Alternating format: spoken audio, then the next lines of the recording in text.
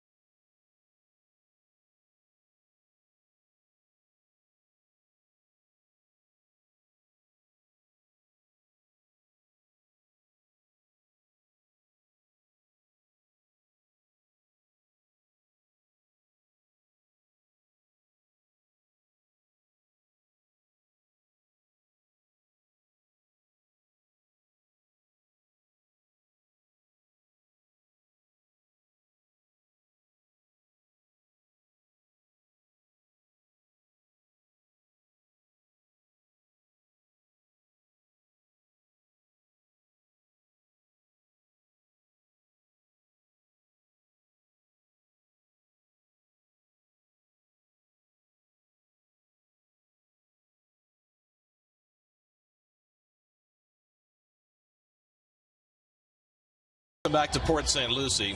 You've probably heard that this past Friday, Shannon Ford passed away. Most of you out there probably didn't know Shannon Ford, and I really wish that you had. Shannon, for the last 20 years, was a major part of the Mets organization. She worked in the media relations department.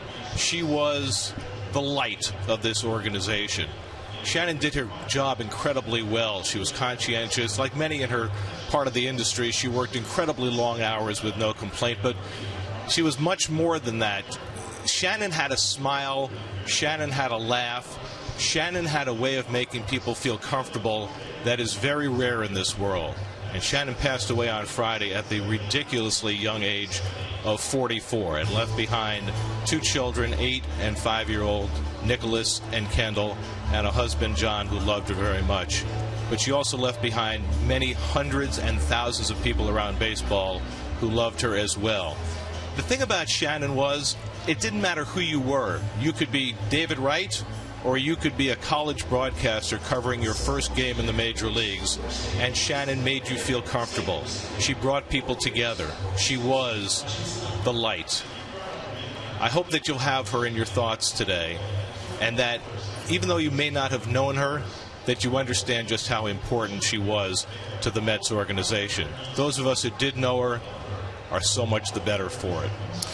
Well, Gary, it's a very sad day, and of course I heard the news 2 days ago, and you were much closer to Shannon. When Shannon came in, I was gone, and I came back in and got to know Shannon. As you said, just a wonderful person. And, we're a Met family here, and we feel like we've lost a family member, and that goes real deep into our hearts, and all of our feelings go out to the family. She was a wonderful woman. Rest in peace, Shannon.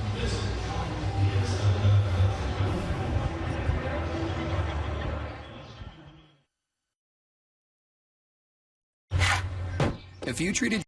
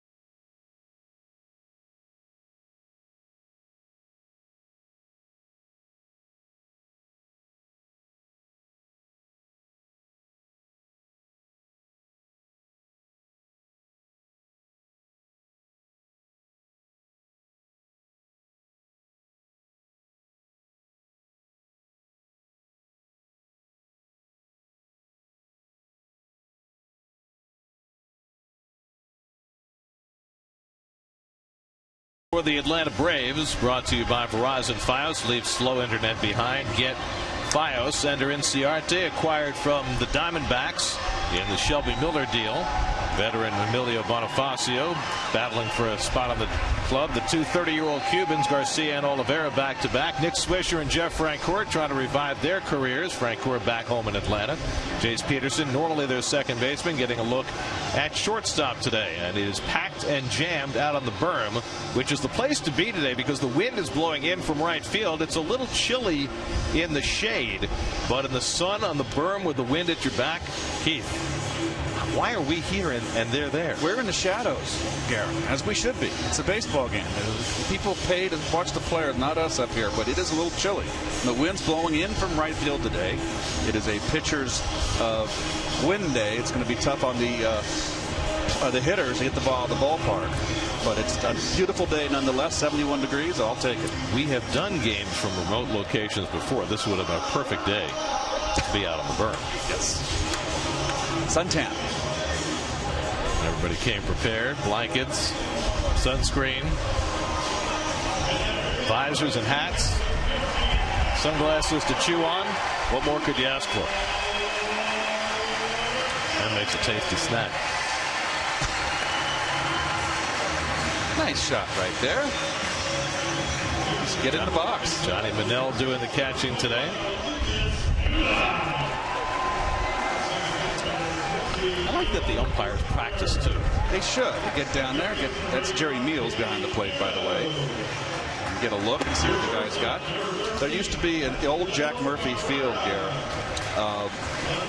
The dugouts were real close to home plate, and there was a pathway behind home plate, and there was a small little window, a rectangular window around 6 inches wide and around 2 inches in height. And I used to go behind there to get a stool, and it was right behind home plate, and I would watch the starting pitcher warm up.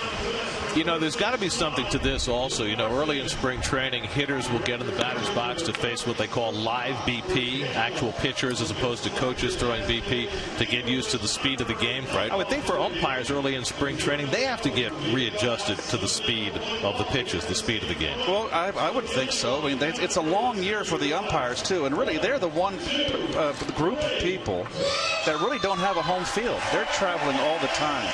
So, you know, the 6 months off for them has got to be a welcome, and they have to get back into the flow of the season.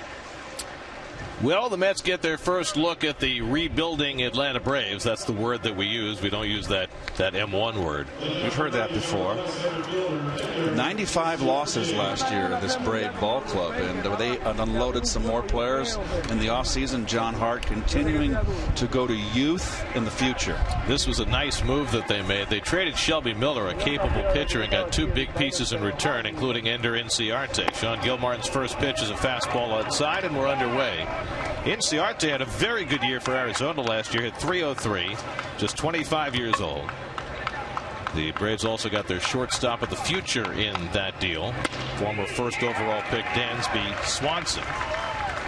Meanwhile, Miller goes to Arizona and helps fortify a Diamondbacks rotation that really struggled last year. He and Zach Greinke now give them a much more formidable 5-man staff. I think that with Tony La Russa over there with the Diamondbacks, they made a strong move and sent a signal out that they were in it to win this season. They made a lot of tremendous moves to make that ball club better. And they could afford to give up Inciarte because they had a surplus in the outfield. And Inciarte pokes one up the middle on the off-speed pitch by Gilmartin for a leadoff hit. And we'll take a look at the defense. It's brought to you by Mazda. Driving matters. And outfield there, Conforto in left field. Tyrone in right. Duda Walker, our new second baseman. A whole brand new middle infield with Cabrera and Walker. They'll be getting a lot of playing time this spring to get used to each other.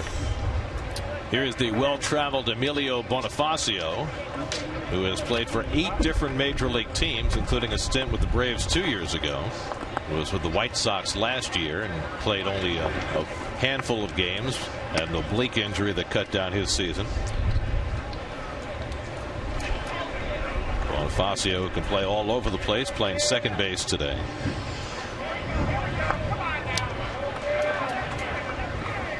And Gilmartin misses away. When Gilmartin is effective, Keith, what is it that makes him effective? Well, he's a left-hander, number one, Garrett. Soft-tossing left-hander. And for some reason, this game has been loaded throughout the years and decades with soft-tossing, successful soft-tossing lefties. He's got good command. He's not overpowering. Good off-speed pitch.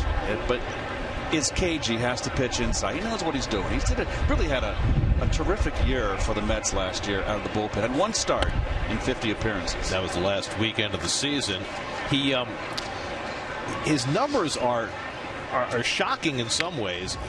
They make sense in that he was not in a lot of high leverage situations. I think Terry used him perfectly, got him in enough games. He was in 50 games, but didn't really expose him to a lot of difficult late inning spots. But you look at the numbers: 57 innings, 18 walks, and only 2 home runs allowed. That's a pretty darn good ratio there for a guy who does not throw very hard. And Terry got more confident with him as the season progressed. Toward the middle of the diamond, and into center field. So back-to-back base hits for the Braves to start the afternoon, as Inciarte and Bonifacio both take Gilmartin back through the middle. Oh, like a changeup. It just got it away, but up too much. It's a changeup is a pitch you've got to keep down. So 2 base hits up the middle, and the Braves are in business early. Notice the outfield playing very shallow, wind blowing strong in from right field. Here's Adonis Garcia, who figures to be the Braves' third baseman this year. Hit 10 home runs last year for the Braves. Showed some pop in 191 at bats, 58 games. Originally signed with the Yankees, who released him last spring. The Braves picked him up. It's been a patchwork for Atlanta. Last year, the Braves used 60 players. 60. 37 pitchers, which is almost impossible. Know what that spells? 95 losses. That's exactly right. Popped up. Infield fly rule if it's fair, but Duda comes into foul ground, and that's the first out of the day. The Braves actually started well last year. They were 42-42 through their first 84 games, but then 25-53 the rest of the way, and they wound up with their worst record since 1990, which was the year before they began their streak of 14 straight division titles. And you saw the order of the standings, the finishing. It could very much end up that way again this year. Philadelphia rebuilding is not going to be a very good ball club. I see you've caught on with the rebuilding term. Yeah. Hector Oliveira takes a strike. The Marlins are going to be the Marlins. They're going to be a team that you can't take for granted. I don't know if they have enough to contend, enough in their bullpen, but they got some good everyday players. Well, they've got 2 of the best players in baseball, with Jose Fernandez on the mound and Giancarlo Stanton in right field. This is the Braves. Last year went from 79 wins the year before to 67, last in the majors in runs scored and last in the National League and in the major leagues in home runs. And the last year in their old park too, correct, Turner? This will be their last year. 2017, they move into SunTrust Stadium up in the northwest suburbs of Cobb County. So instead of taking the cab ride from our hotel in Buckhead towards the city, we go the opposite direction. And it'll take it just as long, maybe longer. Yep. It's going to be the other direction, way out in the suburbs. They tell me that they're building a nice new hotel on the property at SunTrust Stadium, so perhaps you'll end up staying there. Okay. Kind of like, you ever stay in the Sky Dome Hotel? No, I Rogers Center, but they have the hotel that looks out over the ballpark in Toronto. I know. I remember that incident that happened. Well, got to close the curtains.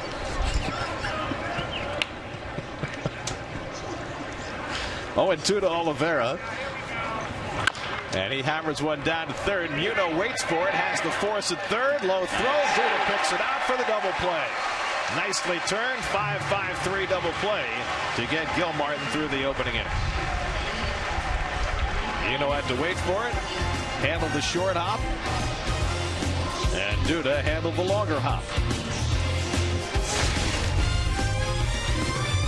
Tomorrow, searching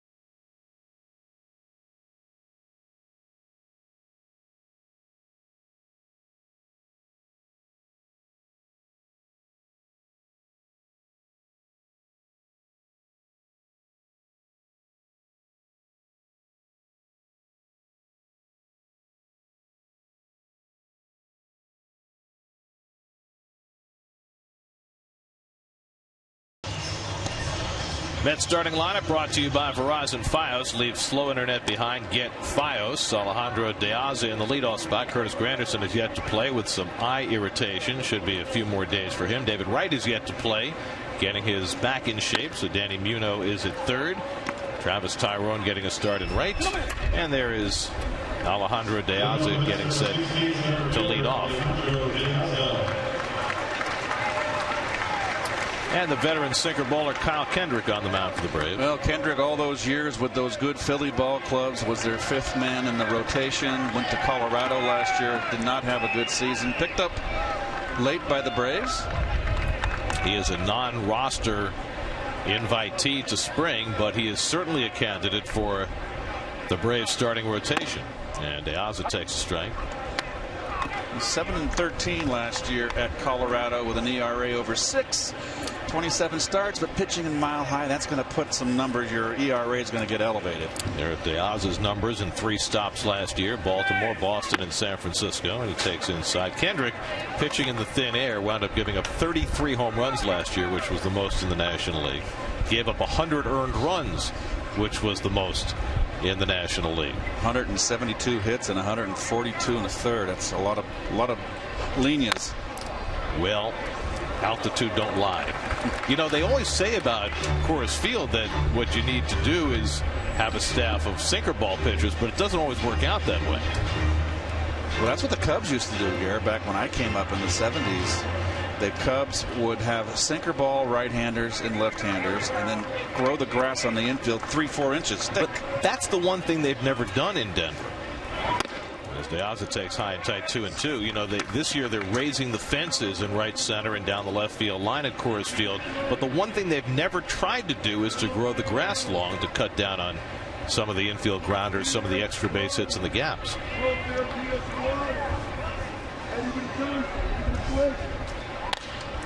De Aza pops one up. Let's see what the wind does with this, blowing it toward the stands and beyond the reach of Garcia.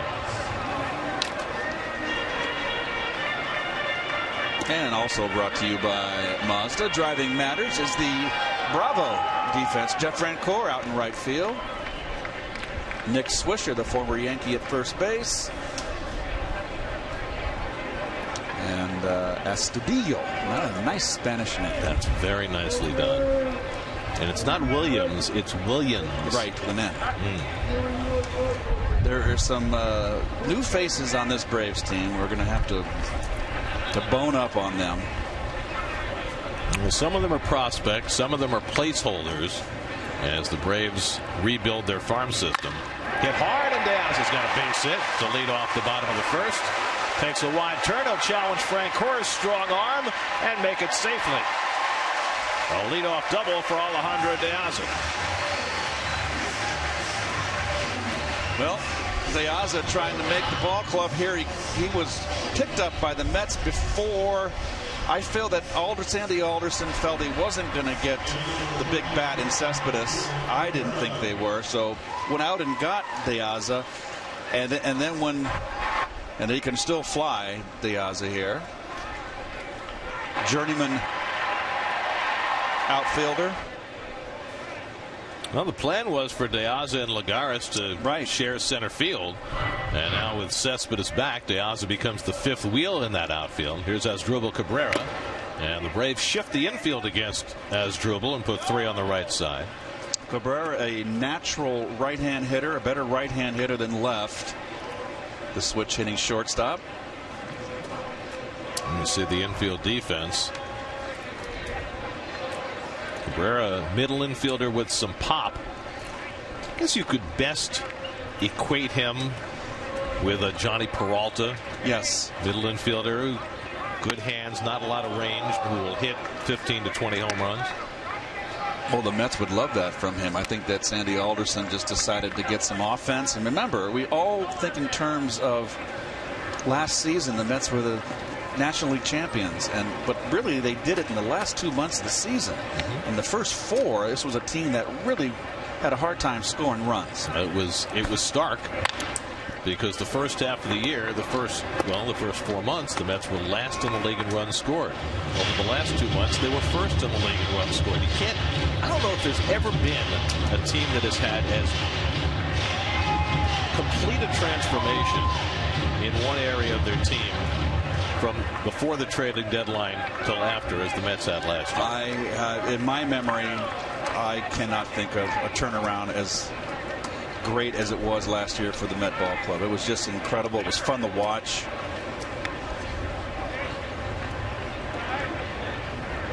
One and two to Cabrera with Cespedes on deck, and he punches one foul. Well, there you go. First 102 games, that's what, right around July 31st, right around the trading deadline. So they went from 3.6 runs per game before the trading deadline, before they got Cespedes, to 5.3 afterward. Yep. And of course, it wasn't just Cespedes. I mean, they got David Wright healthy, they got Travis d'Arnaud healthy, they got Uribe and Johnson. Well, they brought up Conforto. Conforto was a big. Everybody that came up, right, just was part of the turnaround. 1-2 from Kendrick. Cabrera stays alive. Yeah, my feeling too, Gary, is that you've got Neil Walker at second base and you've got Cabrera at short. You really want to be strong up the middle to win. But I feel that what Sandy Alderson probably his thought process was, we need some offense. He was probably at the time saying, okay, we're probably not going to get Cespedes. He needed bats. And it's a strikeout staff. It's a strikeout starting rotation. So I think he was able to kind of hedge his bets there a little bit and go for offense. A little more offense. Then when Cespedes came back around, I mean, it just surprised everybody to be still available. And when the Mets signed him, I mean, geez, there's your cleanup hitter. Well, I think there are two things there. I think one, that Sandy's preference, if he's balancing an offensive player versus a defensive player, is always for the offensive player. I think he's shown that through his career as a GM. And the other piece of that is the 1-2 to Cabrera. That the two middle infielders they have now in Walker and Cabrera, neither one's going to have a lot of range, but they're both going to make all the plays on balls that are hit to them. Correct. And I think that's really what you ask for most from your infield defense, especially, as you say, when you have a strikeout staff the way the Mets did.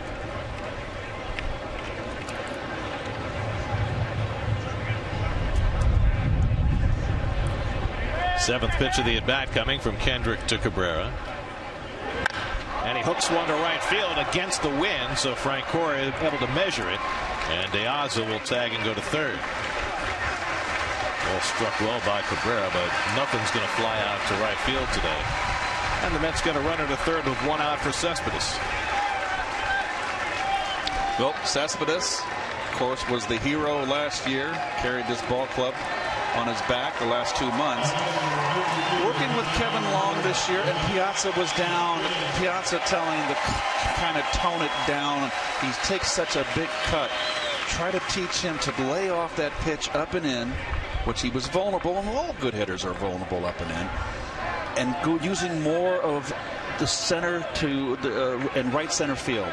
He's got power to hit it out at any ballpark in any direction. Well, the Braves are daring him to adjust. They've got three infielders on the left side against Cespedes.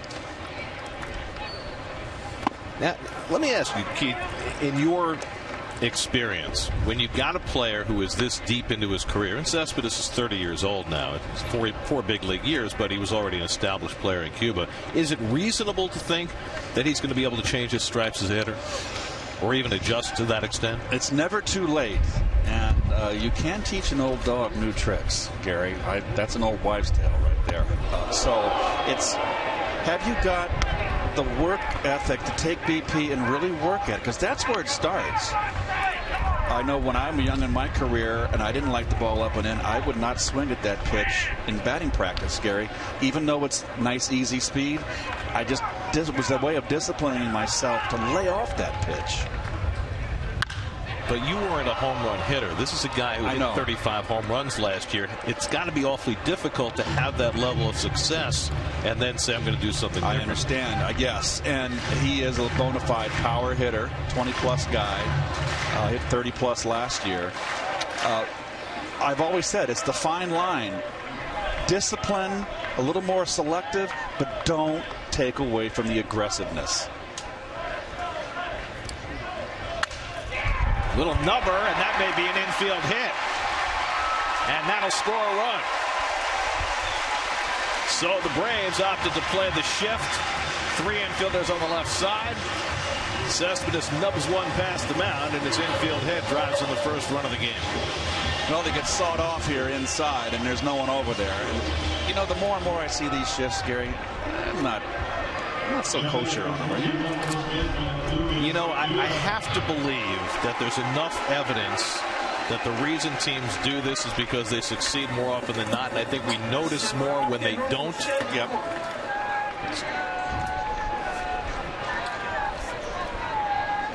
But I will say this, when you get a shift like the one the Braves are playing on Duda right now, where you leave an entire side of the field exposed, I would think that over the several years that this has been happening now, that players would take advantage of it more, lay down a bunt. Well, I can go back to my time, and the guy we played the shift on all the time was Dave Kingman with the Mets.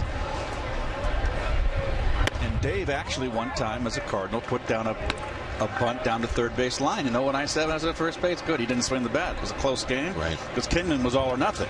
Struck out or hit a home run. I guess it depends on the situation, too. You get late in a one-run game where that bunt hit might be the difference in a game. Maybe you think about it differently. But let me ask you this. Good changeup by Kendrick, 1 and 2. What about shifting in spring training? Do you think that that has efficacy for the team playing defense? Is it to try and help out the pitcher necessarily? Is it to try and get the infielders comfortable playing in different spots? You know what I'm saying? Maybe you want to not show your hand in spring training against a team you're going to play 19 times as Duda strikes out for the second out. Well, I think certainly you want him to get used to, because a lot of times you move the third baseman over in a second base position. I'm of the opinion you always want to. I like moving the third baseman over, because if you're going to turn a double play, you want your middle infielders there in case of a ground ball and you have to turn 2 or runner on first or first and second. It's as far as a hitter's concerned, if they never did it and then all of a sudden they do it the first time, it's not going to change me. And look at this. This might drop. And it lands, and just on the chalk, a fair ball. Cespedes will stop at third. Walker into second base with a pop fly double. That was more a matter of the wind than the positioning. Ball kept working its way over toward the line, and the shortstop Peterson just wasn't going to get there. And the big shift on Walker, too. Now, remember, we only see Walker 6 times a year over the years with the Pirates. So it's very interesting. I don't believe the Mets ever played him with a shift. Not a severe shift. So that's something to keep an eye on. Is Walker a pull hitter on the left side of the plate? So a run is in, second and third and 2 out. Now Michael Conforto. Conforto, who turned 23 years old the other day. 174 big league at bats under his belt, and 30 more in the postseason. He's a hitter. I just like everything I've seen from him. Even when he was not going to make the ball club, and loved his swing from the first time I saw him. He has a bright future ahead of him. Good knowledge of the strike zone. Beautiful swing. My question about how Conforto is going to be used this year is twofold. Last year they protected him from lefties for the most part, and they took him out late in games for defense. Will those things happen as much this year? I think the defense end, with Lagares on the bench, we'll see Lagares going to center a lot, but it's going to be with Conforto with 4 at bats. It's going to be late in the ball game. Right, not do it in the 7th. He might do it in the 9th. Kendrick behind 2-0, and he comes inside, and with Johnny Manel on deck, it looks like he may not want any part of Conforto. Did pitchers do that in spring training? Pitch around hitters the way they would in the regular season? I don't think so. I don't think the veterans do. No, I think you're there to. If you're a young pitcher, you want to impress your manager and your pitching coach by getting the good hitters out. So, and the veterans, they've been around. They know what they're doing. He's a veteran, but he's a guy fighting for a job. So it's kind of a 50-50 proposition there. He's you get young players fighting for jobs. You get veterans with secure jobs. Kendrick's on the fence there.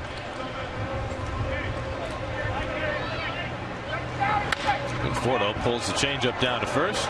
Swisher handles it himself. That retires the side. Mets settle for 1 run in the opening inning and lead 1-0 after 1. Sleepy's $10 million closeout event is almost.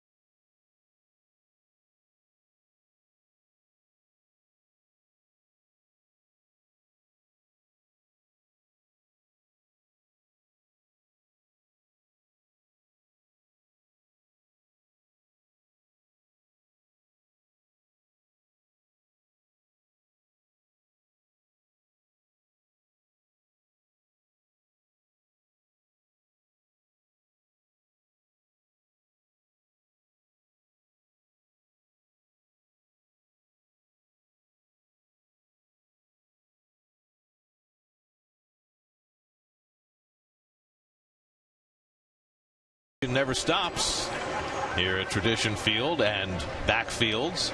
We have 8 fields here at the complex. Got the minor leaguers back there doing their work. That's why you don't recognize the names on the back. Minor league spring training, eternity, it always seemed like to me.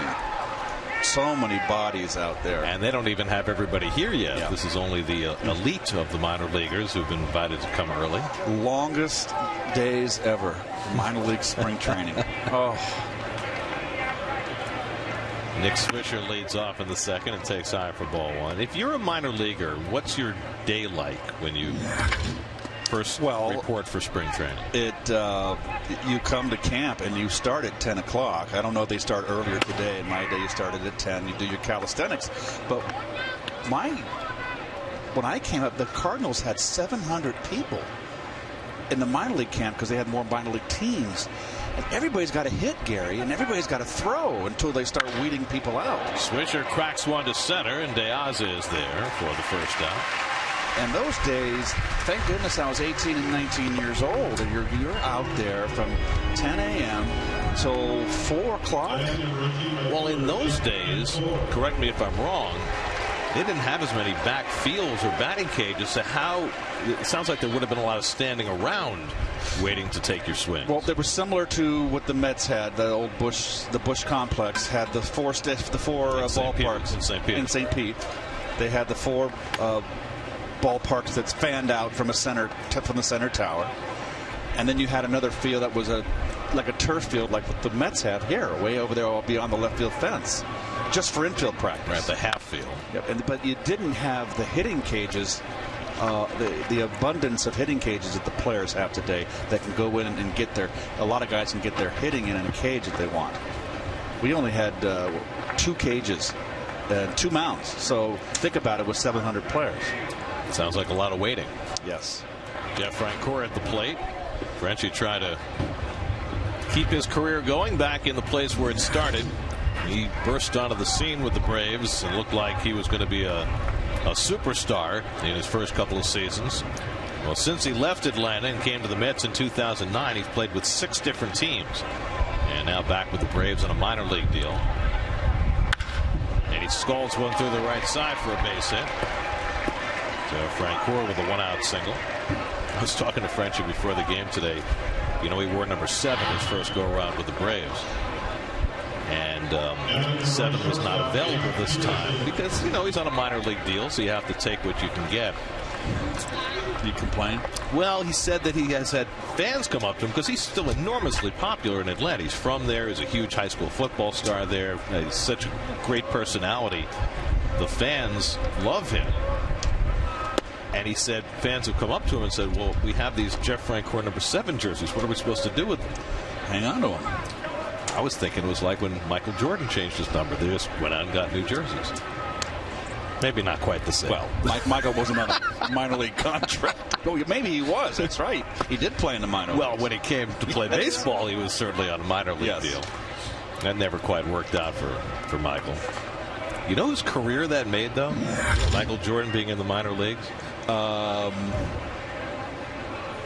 His manager in Double-A in Birmingham was Terry Francona, who did a fabulous job of nurturing Michael through his minor league days. And, of course, Tito wound up first managing the Phillies and then the Red Sox and now the Indians. Well, all those two-sport guys, you remember Dave DeBusschere pitched for the Detroit Tigers and also played with the Knicks, of course. Bo Jackson. Also Ron Reed. Everybody forgets about Ron Reed. Ron Reed pitched. I played with Ron Reed, I believe in 1976. He was with the Cardinals. He was a starter for us. Went on to Philadelphia, became a reliever in Atlanta. But he played for the Pistons, I believe. I'm not sure. Yeah, Ron Reed pitched against the Mets in the LCS in '69 for the Braves. Nubbed down to third. Muno has trouble with it, but gets rid of it and gets the force as Peterson reaches first on the fielder's choice. I wonder, did you see that slide into second base? You think the players aren't cognizant of the new sliding rule at second base after the Utley slide in the playoffs last year? By the way, there is news today that, and it's not official yet, you see Francoeur going straight in, that the commissioner is going to rescind Utley's suspension. The rationale being that the rules were not clear at the time that he made his dirty slide against Tejada. And now that the rules have been codified, they can kind of start from scratch in terms of people violating the rule. And it goes back to the LCS in October. We all remember this. That's just, you can't cross body block. And we've gone over this a million times.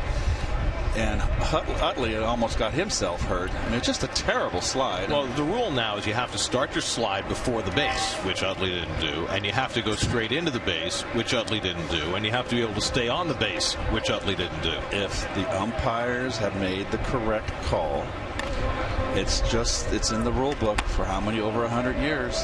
That was clearly an interference, and he should have been out, and end of story. The Mets would have won that game. And then you had the confusion of the neighborhood play not being reviewable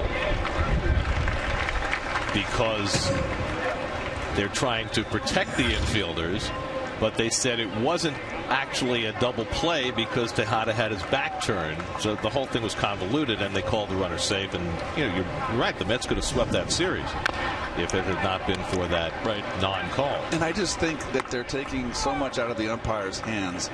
I mean, they're the ones that you want to have assertive individuals out there that are alpha and are not afraid to make a call. Know the rules, make a call. And I think they've taken it away from the umpires with all this. They're under scrutiny.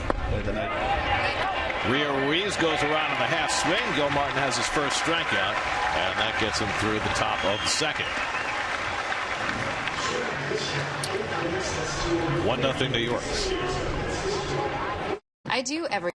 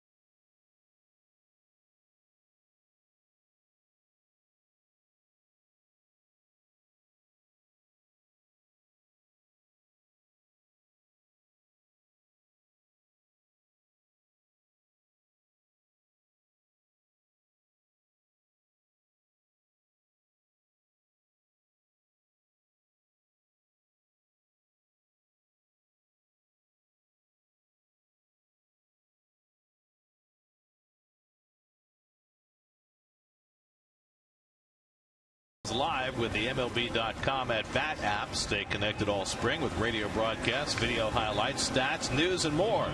Download MLB.com at Bat, the #1 app for live baseball on your smartphone and tablet. Nice view there of the ballpark. Tradition Field, originally known as Thomas J. White Stadium. That's right, I forgot. Then Tradition Field, then Digital Domain Park, and then back to Tradition Field. I can remember when we first made the move here. It's a wilderness out here. There was no development, hardly any at all. And then Chili's arrived. It's a huge cultural upgrade. 2-0 to Johnny Manel, or 1-1 to Johnny Manel. There was an idea floated. I think it was Anthony DiComo who wrote it on MLB.com yesterday. The idea that the Mets were flirting with the idea of not keeping Kevin Plawecki in the big leagues to start the season, that he might benefit from more playing time early in the season rather than being the backup to Travis d'Arnaud, which could potentially, if they did that, open a spot for Johnny Manel. Do you think that that would be a good idea with the big league time that Plawecki already has in now? Well, Plawecki hit .213 last year, and I thought he did a heck of a job. d'Arnaud went down, and he got a lot of playing time, was thrown into no, don't forget, too, we always got to keep in context the two phases of last season. The first 4 months where the ball forward, the Monell there, where no one was hitting collectively. And I can tell you as a player, and particularly a young player, if the whole lineup is struggling, if you're a veteran, you can handle it better. But when you're a young guy, you feel like you got to hit maybe try to hit an 8-run home run. I thought Plawecki held up fairly well. I thought he handled the pitchers well. He was better defensively than I thought. Well, I think, Plawecki's profile was that he was going to hit, and I think the Mets still think he is going to hit. But right now, he's not the big league hitter that Travis d'Arnaud is. So I guess the question is, if Plawecki is the backup, how much does he play? Do you play him more than you would a normal backup to get him the time he needs and to try and keep Travis d'Arnaud healthy over the long term? Drop toward the hole by Tyrone, and that's through for a base hit. So Travis Tyrone, who had a big year at Las Vegas last year, bounces a base hit, and the Mets have the first 2 men on in the second. To answer your question there, Garrett, to me, d'Arnaud's got to play, and you can't worry about him getting hurt. I know he's had a history of injury. Every year he seems to get and freak injuries, not pulled hamstrings. He gets serious injuries where he loses time. But to me, I think d'Arnaud's got a tremendous upside. I love his swing.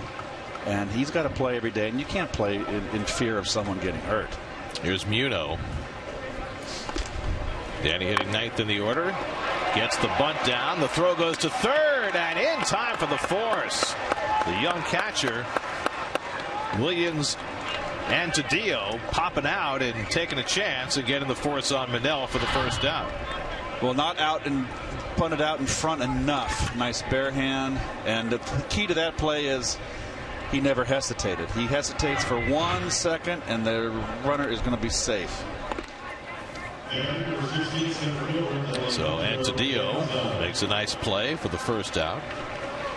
Tyrone now at second, Muno at first, and De Aza the batter. De Aza drilled a double to right field and scored the only run of this game.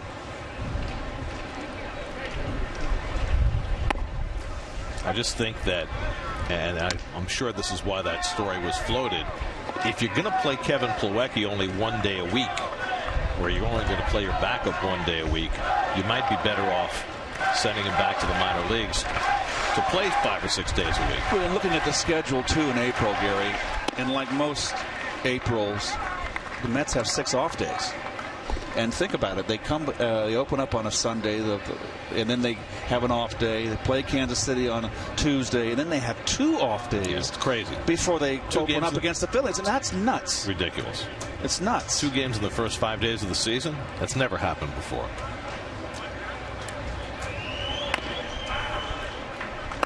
So your point was about the off days?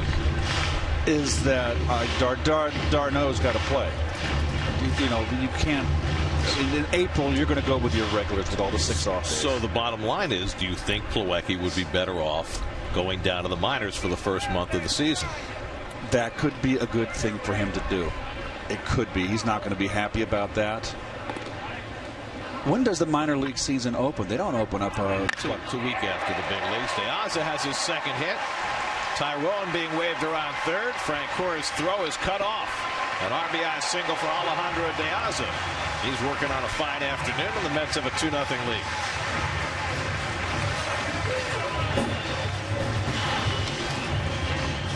Wants to come inside and bleeds out over the middle. That's the trouble. Those sinker ball, right-hand sinker ballers against the lefties. When they try to come inside, if they don't have a four-seamer, they can throw a dart. And just instead of throwing has the same sinking action, they pretty much got to throw that fastball at the hip of the left-hand hitter to get the inside corner.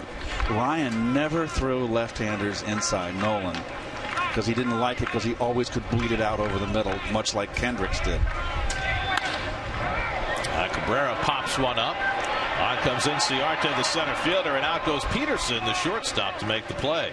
And the runners hold.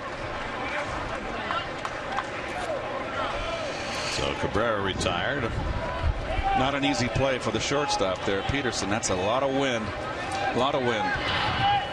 He's really set back on that back foot. Cabrera. That's your anchor. You got to drive off your back foot. Now, he doesn't get a lot of drive forward, but you know what? It's spring training. You're trying to find your rhythm. Now it's Cespedes, who hit an infield bleeder to drive in the first run of the game. His first hit, an RBI of the spring.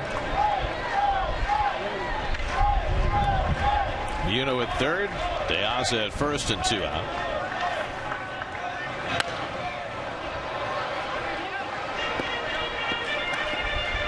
I grabbed one of Cespedes' bats today. I was on the dugout bench, and it was before they were taking batting practice. He's got a nice feeling bat, not very heavy, nice thin handle, medium barrel. I like the way it felt in my hands. I feel like I can get a couple hits with it. Does anybody swing a heavy bat anymore? No.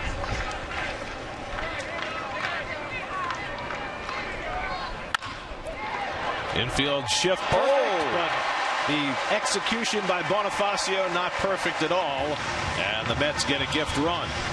Wow, that was not a bad hop.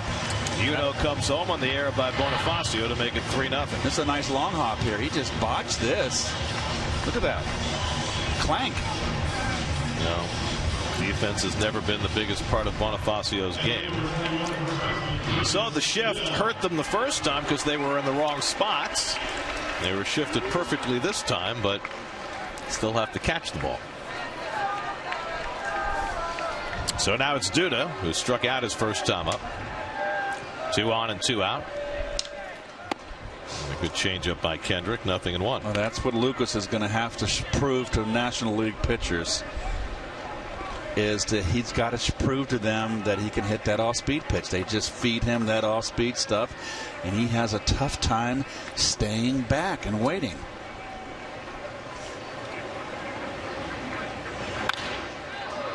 Popped up foul. Garcia hoping for room, and has it. And that retires the side. But the Mets tack on a pair. RBI hit for De Aza, and it's 3-0 New York. What?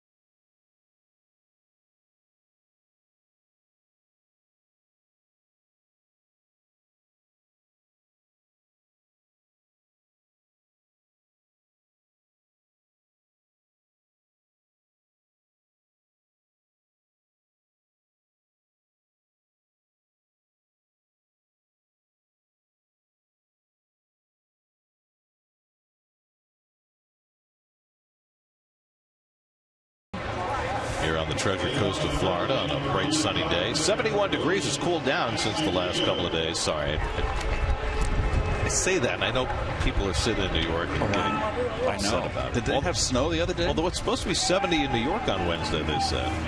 So how about 70 on opening day? That would be great. Williams Astudillo is the batter for the Braves. Astudillo played low A ball last year. Hit .314. Actually high A ball, Clearwater, Florida State League. So he would have played here in St. Louis. He chops one off the plate. In to get it is Walker, and the sidearm toss. Nice stretch by Duda, and they get Astudillo for the first out. Very nice stretch by Lucas. Little Luke. Nice play all the way around. Very nice. Couldn't have done it better myself. Really? See how his foot is on the side of the bag too? You get maximum stretch. Well done. So 1 out and nobody on. Sean Gilmartin working a third inning. He gave up 2 hits in the first. Got the benefit of a double play. Gave up a base hit in the second. And now working his third inning, top of the order, Ender Inciarte. And he takes the slider to low for ball 1. Inciarte had a base hit up the middle his first time up. Inciarte in his third big league season came up with the Diamondbacks 2 years ago. Finished 5th in the Rookie of the Year balloting. And that slider in for a strike, 1-1. Venezuelan, correct? Mm-hmm.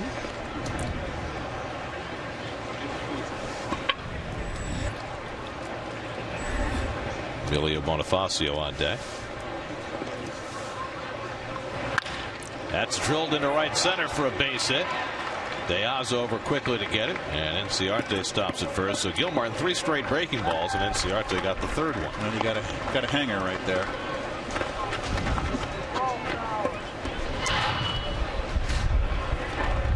And it's the one you don't want to throw to the power hitters because they'll be rubbing up a new one.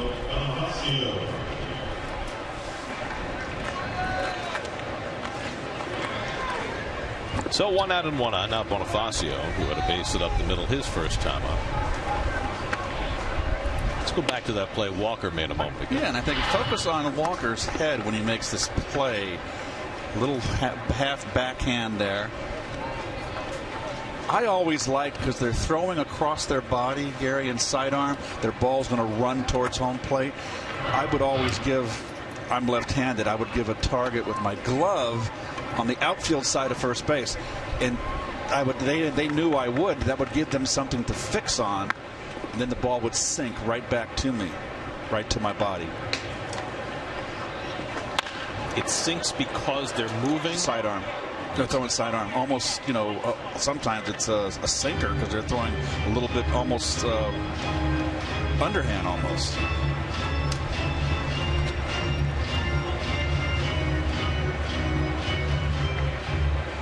So you did that. What do most first basemen do? Probably they don't think that. I haven't seen a lot do it. Particularly the big play was a little ground ball down the third base line. Mm-hmm. The third baseman comes in like David does so well. It's an underhand throw, and it's going to sink into the line in front of first base. So I would give a target out. My target would be pointing out to almost center field, a little bit to right center, to give him to throw it to my right and right. Come back to me. Because what you don't want is him to throw it into the runner. I broke my ulna in spring training my first year. 2 days before we were breaking camp, I played just like that. The guy threw it into the line. The guy kicked me. The timing was perfect. I missed the first 6 weeks of A-ball. We saw that happen to Cliff Floyd at Shea Stadium when Todd Hundley ran into his arm, broke it in 6 places. And what made it worse was the stadium was empty that day, and you could hear Cliff. Oh, I remember. I was at I was working with you in that game. It hurts. It hurts.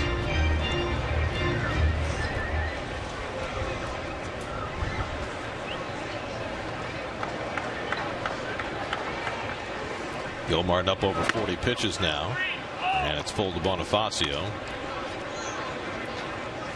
He isn't real sharp. He's kind of struggling with his command, and he's the kind of pitcher, Gil Martin, that has to have command. And it's spring training, but there's a little more urgency, immediacy for him. He's fighting it out with 4 other guys for 2 spots. Good change. Bonifacio strikes out. The runner takes off, and Manel throws it out. No. Looked like Walker had the tag on Inciarte, but he was called safe. Well, you're not getting an argument from Walker, so he must have missed him. Correct call. Change up, good change up. That's Ed Hickok at second base. Well, they're giving him credit for a stolen base. That should be a wild pitch. He didn't take off till the ball was in the dirt, and I guess he did miss him. I am going to put wild pitch. Yeah, it was a wild pitch. Yep. I think the official score didn't see that he hadn't taken off. It's spring training for them. Speaking of official scores, Howie Carpen's got a new book coming out on Kiner's Corner. It's going to be a great read. I think it's going to be fantastic. He's putting it out on Facebook too. Some old video of Ralph's Kiner's Corner, which has been very fun to watch. You are such a millennial. What do you mean? What do you mean? You're on Facebook. Because of my kids. I must admit that I got a little hooked on it, but I'm very selective who I let in. Next thing you know, you're going to be wearing hipster jeans. 0-2 to Adonis Garcia. He takes the changeup blown away.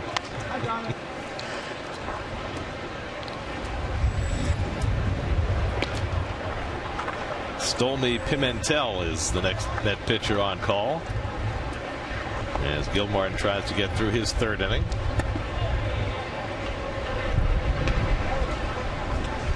And Garcia with a check swing foul. It's Gil Martin's 2nd official outing of the spring and his 3rd overall, because he was in the intra-squad game as well last Tuesday. Generally, you get 2 innings your first time out, and then they stretch you out to 3, and that's why they've got a 5-week exhibition schedule, because these pitchers, they need the time. Even though they come ready. Out to center field. Deaza chasing back. He's right there. And that retires the side. So Gil Martin finishes off his 3rd scoreless inning. Scattered 4 hits, and he's got a 3-0 lead in the 3rd.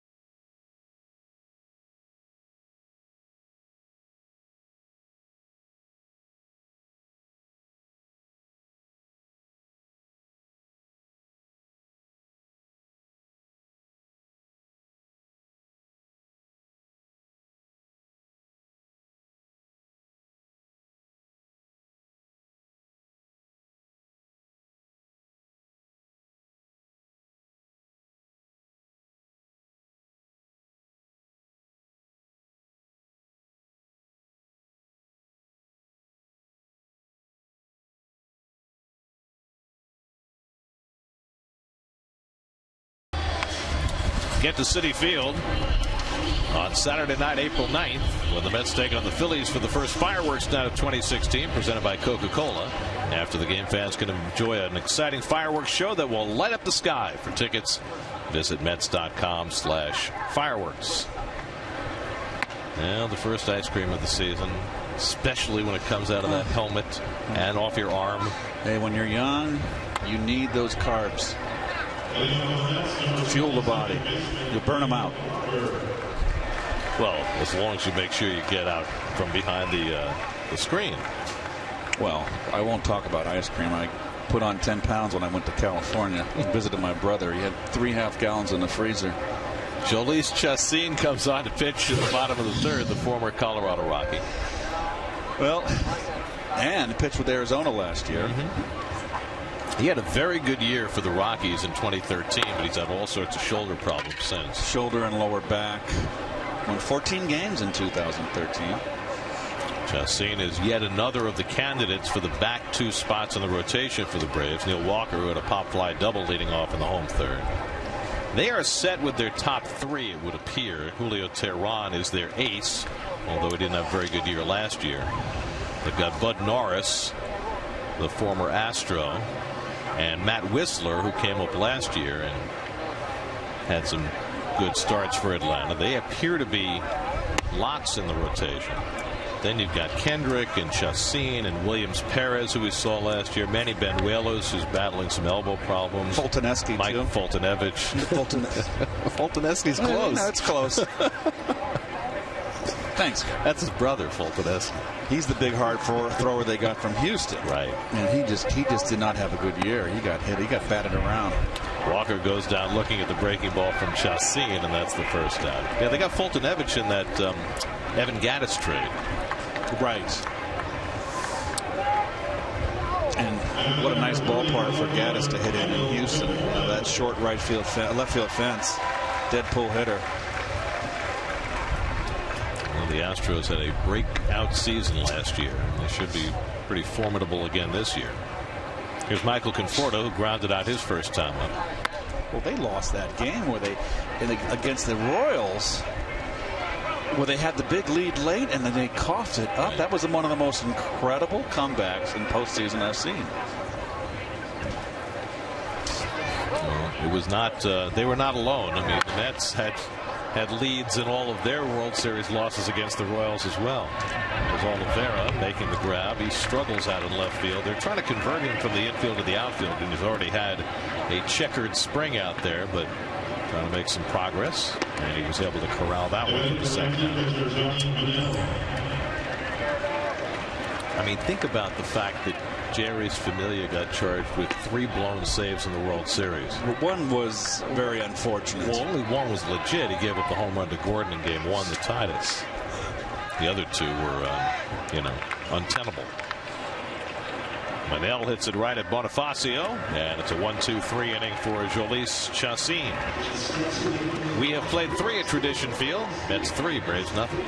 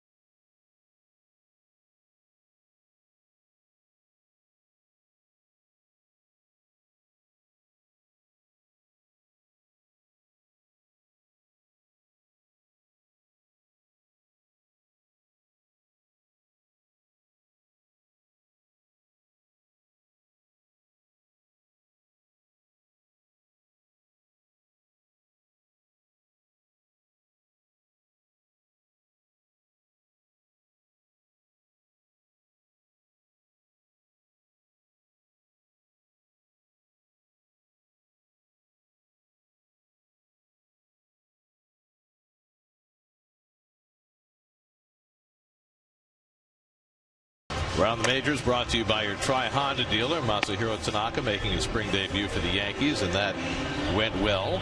I guess that means 2 hits, right? That lonely 2 there. Okay. Chase Utley, reports say, will not serve his suspension for his dirty slide, given a reprieve. Crossbody block. Nicely said.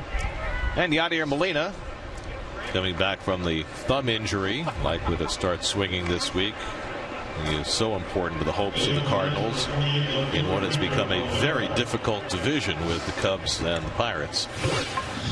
Here's Stolmy Pimentel, hard-throwing right-hander, looking to impress and perhaps win a spot at the end of the Mets bullpen. From San Cristobal, Dominican Republic. This came up in 2013 with the Pirates. Hector Oliveira leads off and whacks the first pitch into center field. So 1 pitch, 1 hit. And Oliveira aboard to lead off in the 4th. Fastball out over down outside part of the plate. Off the end of the bat.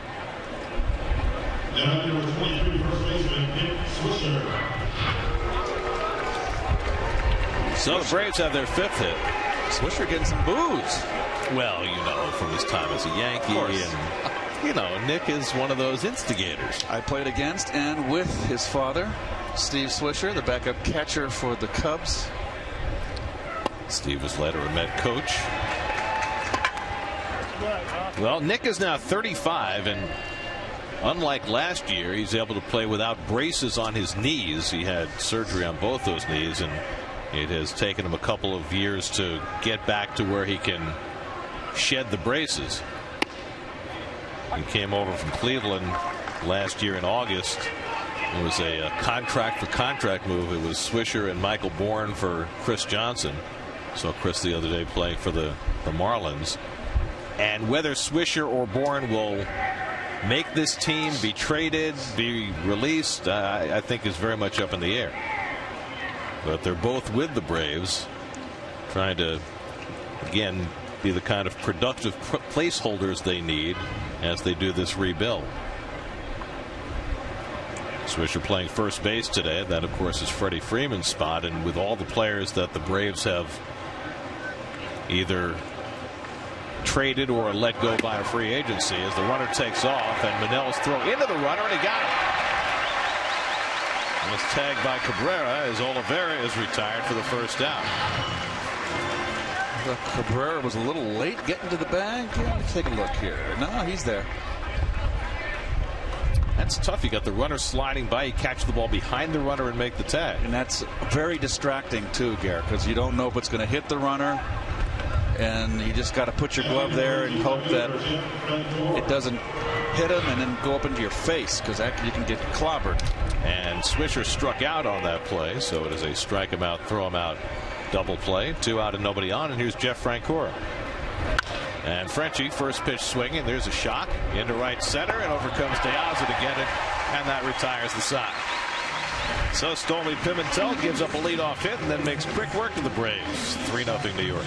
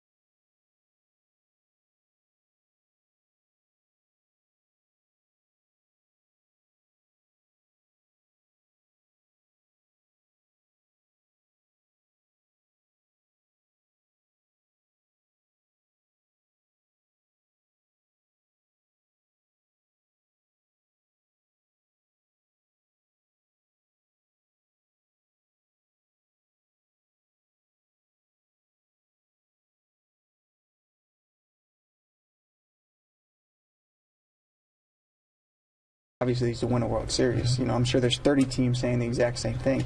But I think we have to set our goals probably a little more short term. You know, let's worry about spring training. Let's worry about, you know, coming together as a team. You know, forming that unity that I think was a big reason we got to the World Series last year. You know, we had guys in there, you know, playing the game correctly, playing the game the right way, and that started last spring. You know, I can remember specific at-bats where we had guys that were hitting, you know, in the third spot, fourth spot, fifth spot, RBI spots that were, you know, unselfishly getting runners over in spring training. The young players, they see that. You know, Conforto, you know, sees that. So when he gets caught up midway through last year, you know, he knows what kind of game that we're playing up there. It's a fascinating soundbite from David Wright, because, you know, so much of the talk this spring is about getting back to the World Series and getting over that final hurdle and winning it. But as David said, that's a long way. That's a long way off. You have to set your goals a little shorter. Yes, and they're basically in the same position the Royals were in 2 years ago, and the Royals answered the call and were the world champions. So a similar situation, similar circumstances. Personnel wasn't exactly the same as last year, but substantially the same. And it's an interesting thing, right? Because, you know, here it is, March the 6th, so you're, what, 7.5 to 8 months from the World Series.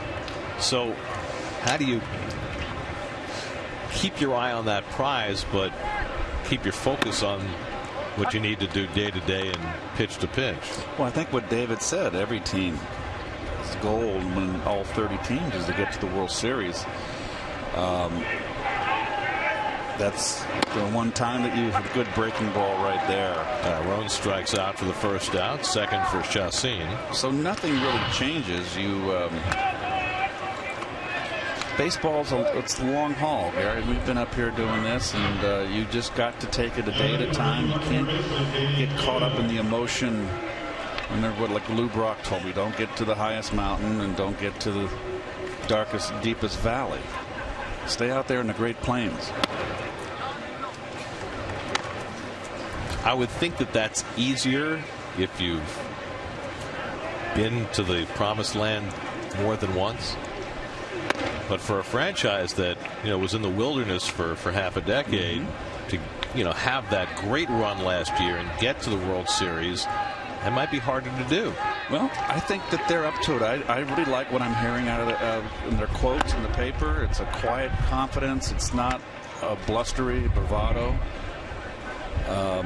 I think the ball club, Gary, is so much better than the club last year. I really do. I mean, you got Blevins back, the bullpen.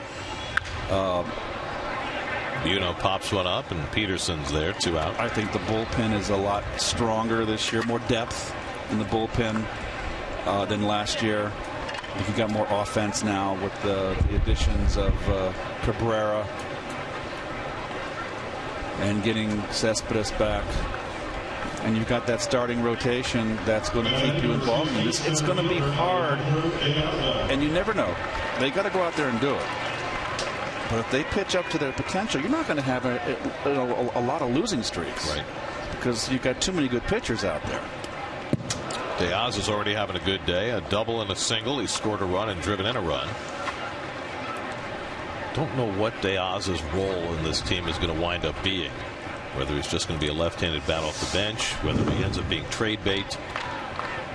But he's a good player, and there's a reason the Mets signed him. It was not just, well, we're not going to get Cespedes, let's just sign any old guy. It's a guy that's had some good years in the big leagues, particularly against right-handed pitching. Diaz is now 31 years old, first came up with the Marlins. And his best years with the White Sox and with the Orioles.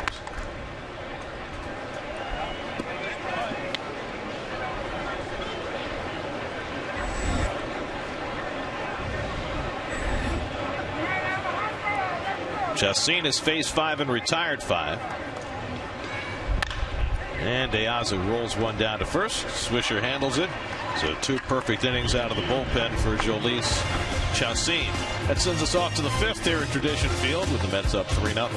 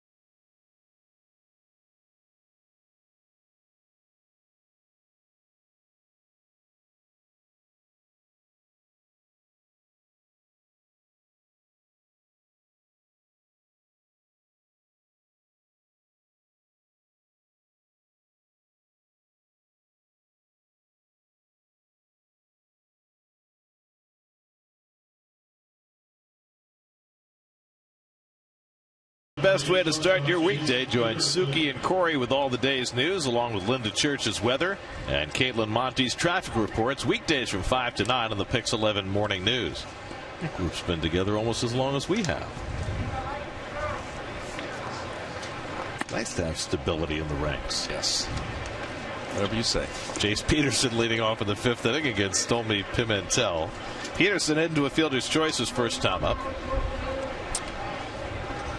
Jace Peterson playing shortstop today. He has never played a big league game at short, but he played 330 games there in the minor leagues, so Freddie Gonzalez getting a look at him.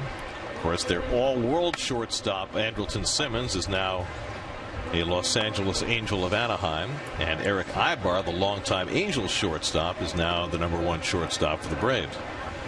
Ibar spent his entire career with Anaheim before this spring. I kind of felt that Simmons regressed. You know, he came on and had the good rookie year, and I just felt he just didn't improve, and actually took a step back.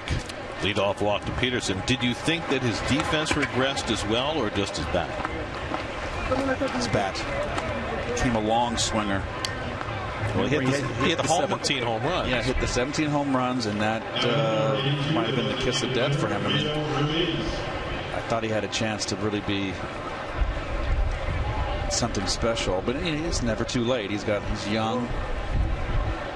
It's a new environment for him, a new challenge. This is Rio Ruiz, who's DHing today. Struck out his first time up against Gilmartin. Ruiz, an interesting guy. He's from Covina, California. He was a big-time high school quarterback. He was going to go to USC to play baseball and maybe football, but then was drafted by the Astros in the 4th round and signed instead. He's just 21 years old. And he came over from Houston in that same Evan Gattis deal where they got Fulton Evich. And they hope that Ruiz will be their third baseman of the future, although he struggled in Double-A last year, hit just .233. Double-A was the toughest classification for me as a hitter, Gary. Had a difficult time. Especially when you're a high schooler and you're facing fastballers. You go to A-ball, a lot of great arms and guys throwing fastballs that don't have good breaking stuff. Then you get into Double-A and you start getting guys that were marginal Triple-A pitchers. You face more junk ballers and more sliders. It's a big adjustment. So you think that's at least when you were playing, that was the biggest leap, A to Double-A? Yes, no doubt. When I went to Triple-A, I thought that was just as easy as can be. Why do you think that? I don't know. I just wore it out, and I just struggled in Double-A. I had a hard time. It was a very discouraging year for me. I hit .260 in Double-A, .264 or something like that. And just some people would consider that a good year. Not by your standards. Well, thank you. I agree. to Ruiz. And he taps one up the line. Fair ball, and the tag made by Pimentel for the out. Peterson goes to second, one away. So in Double-A in 1973, Little Rock, Texas League, the Mets had their Double-A team in Memphis. And Ron Hodges was their Jackson. No, Mets were in Memphis. Memphis, and Ron Hodges was their starting catcher. And Ron Hodges got called up in August or 73. We're talking. Yeah, and he wanted to go into the World Series. Sure, he was involved in that classic play, the ball off the wall that Dave Augustine hit during the pennant race that year in '73. He was the catcher who made the tag on Richie Zisk. I forgot that the Mets had a Double-A team in Memphis. Before they went to Jackson. I was very happy they did. It was only a 2-hour bus ride in that league. That was the shortest bus ride. You didn't have El Paso in that league. Yes, then. we did. It was 23 hours to El Paso. No thanks. Broken back pop-up. And Cabrera is making the call. 2 out. Bat head wound all the way up and down at third base.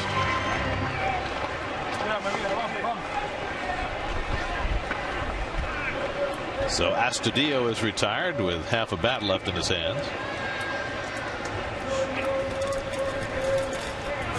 And now Ender Inciarte will bat for the third time. He's already got a couple of hits. Single to center twice. Was credited with a stolen base generously. Braves no runs, 5 hits. The Mets 3 runs, 5 hits.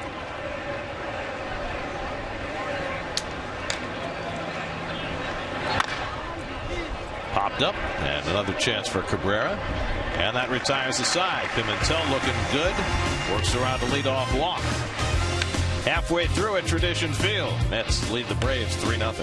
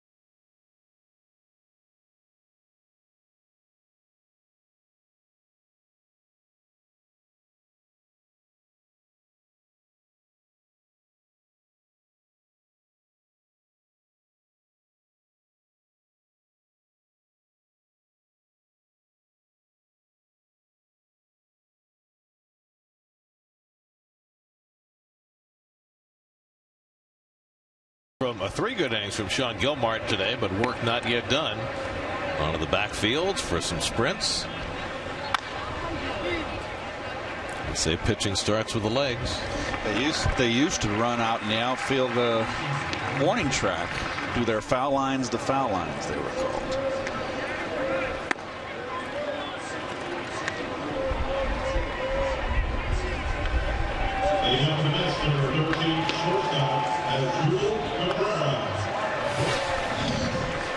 Ian Kroll, the former Washington National, will pitch for the Braves in the bottom of the 5th. Former Nat, hard-throwing left-hander. Pitched for the Tigers the last 2 years. And the first pitch, Cabrera batting right-handed hits the comebacker, and Kroll makes the toss for the first out. Changes in the field for the Braves. Dansby Swanson, the former #1 overall pick, playing second base now. Emilio Bonifacio moves out to center field as Inciarte comes out of the game.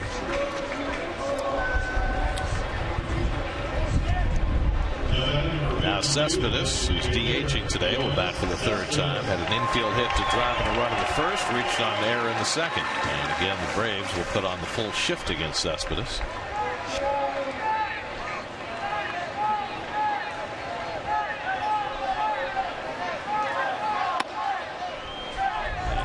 Kroll runs it inside, ball 1. There's that chant. Let's go Mets. It's been around for a long time. It sure has. This will be the 55th year of New York Mets baseball. And that chant began in their first home, the Polo Grounds, 1962. When did they leave the Brooklyn Dodgers and the New York Giants? Was it 50? 57 was their last year in New York. First year in California was 58. So there were 4 dark years of no National League Baseball in New York. So the Giants played their first year in Seal Stadium, right, and the Dodgers played at the Coliseum. And the short left field fence, the ridiculously short left field fence at the Coliseum. Now the Giants played, what, 2 years at Seal Stadium before they moved into Candlestick in 1960. The Dodgers played 4 years at the Coliseum before Dodger Stadium opened in '62. O'Malley's got a much better deal than who was the owner of the Giants? The Stoneham. Horace Stoneham. How can I forget that? Shoot. Bay Area boy. 3-2 to Cespedes. Well, you know the deal on Candlestick. Candlestick Park was a landfill. It was a dump. And it was I think it was, the mayor was, I can't think of his first name, but it was Christopher, his last name. One of his cronies owned the land. And when Horace Stoneham was 1-4 to Cespedes, when Horace Stoneham was being wined and dined, and evidently Horace can do some whining. He can do some whining. And they took him over as a pinch runner here, coming in right now for Cespedes. That's the end of his day. Lucas up at the plate. They took him out during the afternoon here before the winds came. They took him in the morning because the winds come up about 2:30 every afternoon. Exactly. It was beautiful. Every time we played there and it was a noon game, the game would start. It would be absolutely gorgeous. No wind. And then about 2:30 in the afternoon, the winds would kick up. And freezing.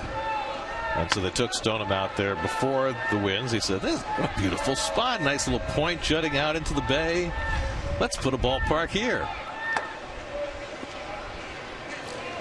I never saw Candlestick when there were no stands in the outfield. I can only imagine how bad the wind was then. Carved into left center, and Duda's got himself a base hit. So Lucas Duda flying one into a good spot. There's the wind picking up. Nothing close to what it was like in the Candlestick. A little inside out got jammed.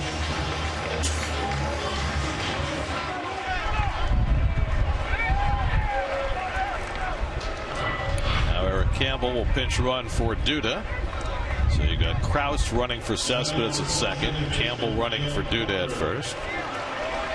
And then there was, of course, Stu Miller in the All-Star game where his hat got blown off his head and blew all the way out to center field. Here's Neil Walker. One of the projects for Walker this spring is to get his right-handed stroke back. His numbers have gone backwards from this side of the plate over the last couple of years. To the point where the Mets, unless he can find it from this side, will opt to use Wilmer Flores as a right-handed bat at second base.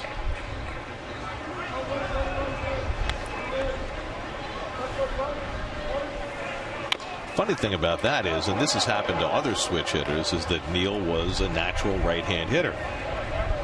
But as your career goes along, you get so many fewer at bats right-handed. A lot of times, the hitter switch hitter becomes a better average hitter than his natural side because they have to work harder at it. Ted Simmons was a natural left-hand hitter. One of the best switch hitters I ever saw played against, and Reggie Smith also has to be in that group.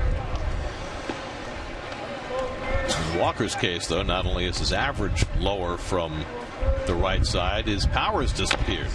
Did not hit a home run as a right-hand batter last year. All 16 coming from the left side.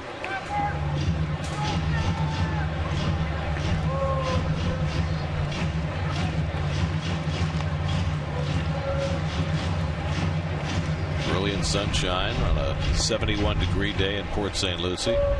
Wind blowing in hard from right field. 2 on and 1 out, and Walker pops one up. It's a sun field right there, boy. Infield fly rule is invoked, and Swanson does a nice job staying with it. Did he go out there without sunglasses? Yes, he did. Wow. Bit of a rookie mistake. Well, it's a good day to sail. Nice win.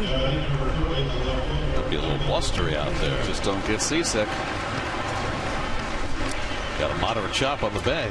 Once you get seasick, you don't get over it until you get on dry land. He is got to keep your eyes on the horizon. I only got seasick once. It wasn't very fun. It is not fun. Here's Michael Conforto, with 2 out and 2 on. Getting to face the left-hander here. Michael's grounded out and flied out 0 for 2.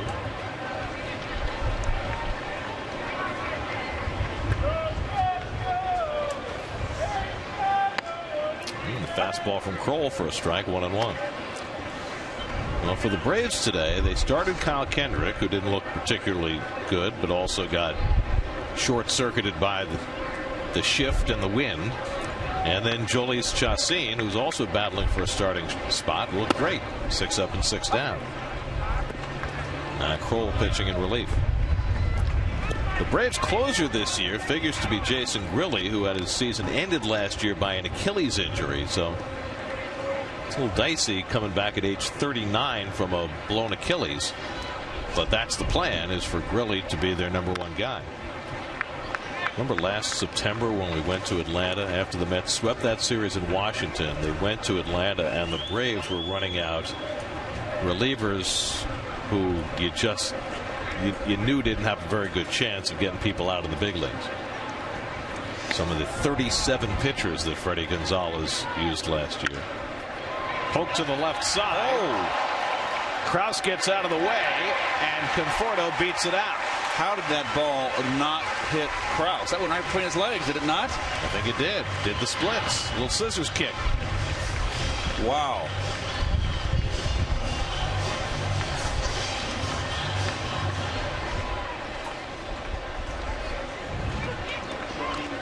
Little infield hit. An infield hit for Conforto. He'll leave for a pinch runner. Ty Kelly will replace him. So 3 pinch runners aboard. Krause at third, Campbell at second, and Kelly now at first.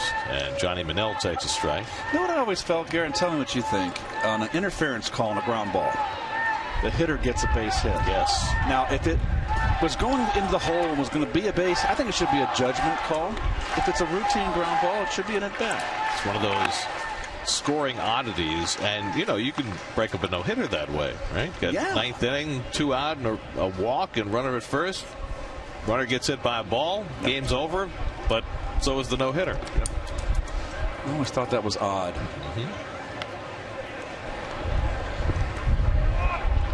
Well, there certainly are scoring rules that are not fair. For instance, outfielder makes a perfect one-hop throw to the plate and the ball skips by the catcher. Error is always going to be on the outfielder, even though he made a perfect throw. You're right. So it's kind of like the pass ball rule there. If the ball hits on a wild pitch. How about the save rule? You come in the 9th inning in a 1-run game with a tying run on third to give up a fly ball. It's a blown save. It's a blown save. That's a tough one.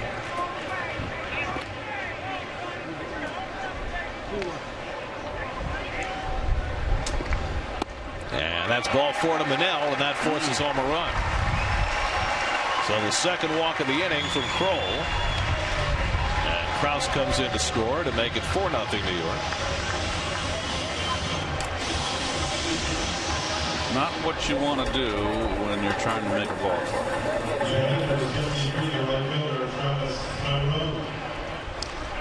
So a couple of walks, a pop fly base hit, and an infield hit combined to create a run. And now Travis Tyrone, who had a single and scored a run back in the second. Campbell now at third, Kelly at second, and Manel at first. And Tyrone takes the breaking ball down 1-1. You always have to look at numbers from Las Vegas or anywhere in the Pacific Coast League with a little bit of a jaundiced eye because it is a hitter's league. But Travis Tyrone put up some huge numbers last year. He pulls that one just foul. Tyrone last year, 25 home runs, a .393 on base percentage, a .536 slugging percentage in 127 games in Las Vegas. Well, he's a big kid, 6'2", 225 pounds. 147 strikeouts in 127 games. Through the hole, a base hit for Tyrone. That'll bring home Campbell. Kelly right behind him.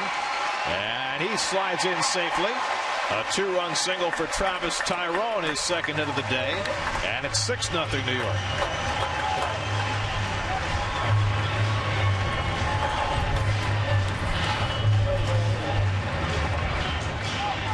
Up in the strike zone, ripped in the hole.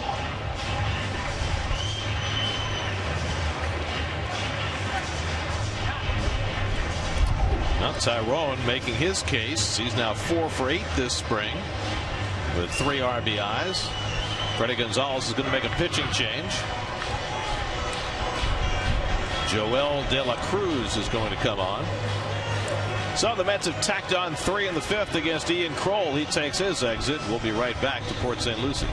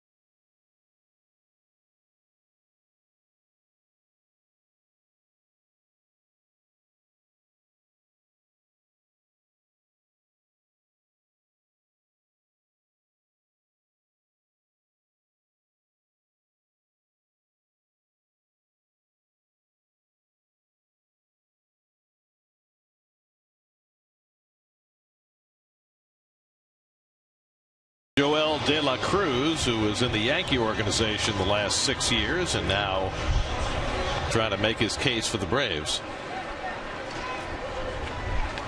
You can see his numbers at AA and AAA last year at Trenton and Scranton for the Yankees.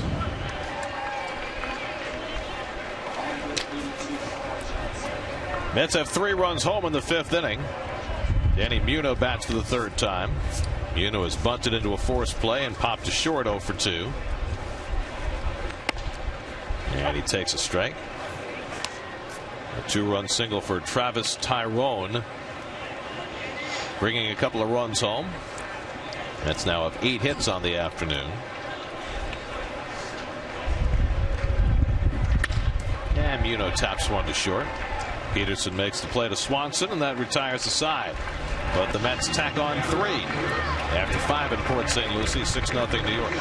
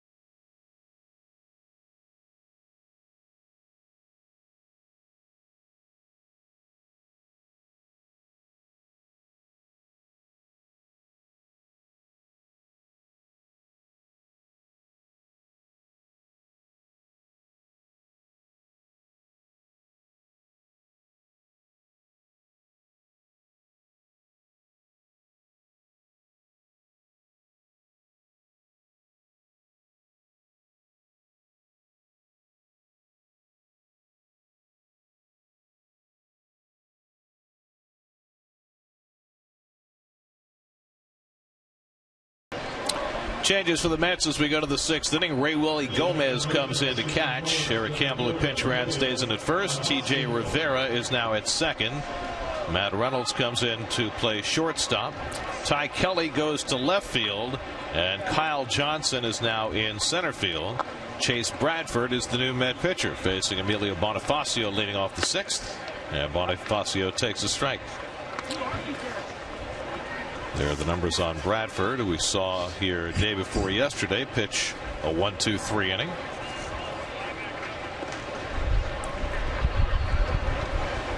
And Bonifacio takes inside, and we go downstairs to Steve Gelbs, who's with today's starting pitcher. Thanks, Gary. 3 solid innings of work for Sean Gilmartin. We saw him get his running in on the backfields as well. Now he comes and speaks with us for a little bit. How was the day today? How'd you feel out there? Felt pretty good. Definitely good to get the first one out of the way. Was able to make all my pitches. So very, very, very pleased with the way things went today. Sean, when you look back at last season, first year ever as a reliever, first year in the major leagues, and I mean, by any measure, it was a really, really good year, 2.67 ERA. When you look back on it, what was the key? Probably just getting the first couple innings out of the way. Obviously that last half of spring training, felt more comfortable in the role I was in. Started to get more and more comfortable as the year went on, and we had a great coaching staff too. That they really helped, just kind of helped me stay the course and stay calm all throughout the season. Braves have a runner at second now after that Bonifacio double. One of the things that we saw from you last year, especially in spring training, was the evolution of you learning how to pitch as a reliever, and there were a couple of things that you did. First of all, you went to basically pitching backwards and not using your fastball to set everything else up, but vice versa. Is that something now, as you're not sure of your role and they're stretching you out as a starter, that you go back and reverse the other way again? Yeah, I think so. Like you pointed out, last year was a little weird making that transition. But, being a starter now early on in spring training, it's more of, throwing more fastballs, establishing the fastball on both sides of the plate, and then working off that. And once you get that first inning out of the way, then you can start mixing in other pitches. But as spring training goes along, I'm just going to continue to work on my stuff and continue doing what I did last year. Nice pick by Reynolds there, one away. When you look towards this season, and we just kind of mentioned it, that you're not really sure necessarily what your role is going to be. You know that there are 2 spots on this roster. Does it change your approach at all going into spring training, not knowing if you're trying to make the team as a reliever or necessarily if they have you earmarked as that starting pitching depth? No, not really. It is a little weird early on because you're kind of in that in-between stage.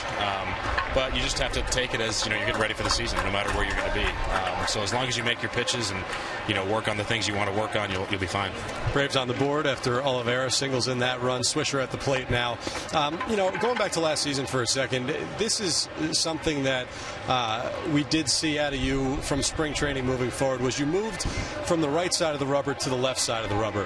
How much do you feel that contributed to your success in terms of having a little bit more deception with the lefties? I think it helped. Obviously when you make that switch to the left-handed or the first base side of the rubber as a left-hander, all your breaking stuff basically starts behind the left-handed hitter, and you're basically working it into the zone as opposed to working it out of the zone. So for a left-handed pitcher, left on left, throwing that slider, it's basically starting out of the zone and you're making it break back in the zone, and you're just working off that from there. So a lot of times you'll see guys either back away from the plate because they think it's coming right at that front hip, and then at the last second it breaks across the plate. So that's what you look for. Bigger thrill for you last season, being on a team that went to the World Series, full year in the major leagues, or getting a 16th inning hit against the Cardinals? Definitely going to the World Series. I think that trumps the hit any day of the week. Sean, appreciate the time. Thanks so much. Yeah, thank you very much. Derek. By the way, that hit was the highlight of Keith's day that day. That was that miserable game in St. Louis, was it not? Where the person fell asleep. Remember that we had him sprawled out there on in the bleachers? What I remember is that the Mets won the game, but I think they were something like 0 for 25 with runners in scoring position before they got there. Almost drove me to drinking that game. Let me tell you, that was just... What I remember finding out after that game is that, maybe for the first time since they didn't have Twitter when you were playing, you were trending on Twitter that day. Yes, I was. Yes, you were. Swisher takes one the other way, and it's a rough go for Chase Bradford as he gives up his 3rd hit of the inning. Swisher with an opposite field hit, and he'll come out for a pinch runner. Goes with the fastball away. So Swisher done for the day after going 1 for 3. Reed Brignac, veteran infielder, will run for him.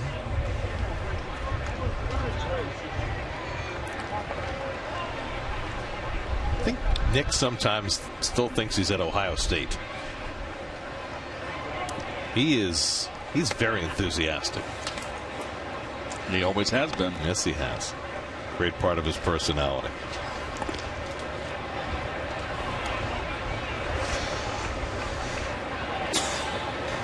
Speaking of enthusiastic guys, Jeff Francoeur at the plate for the 3rd time. Frenchie's 1 for 2 today. And he whacks one off the shin guards of Ray Willie Gomez, who's behind the plate. Ray Willie. Dad couldn't decide on 2 first names, so he just ran them both together. Named for a couple of New York musicians. Francoeur chases the breaking ball, and it's 1-2.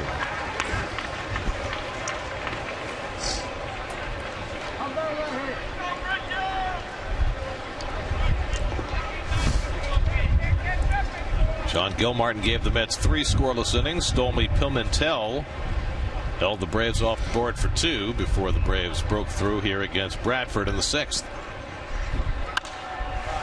Francoeur pops one foul.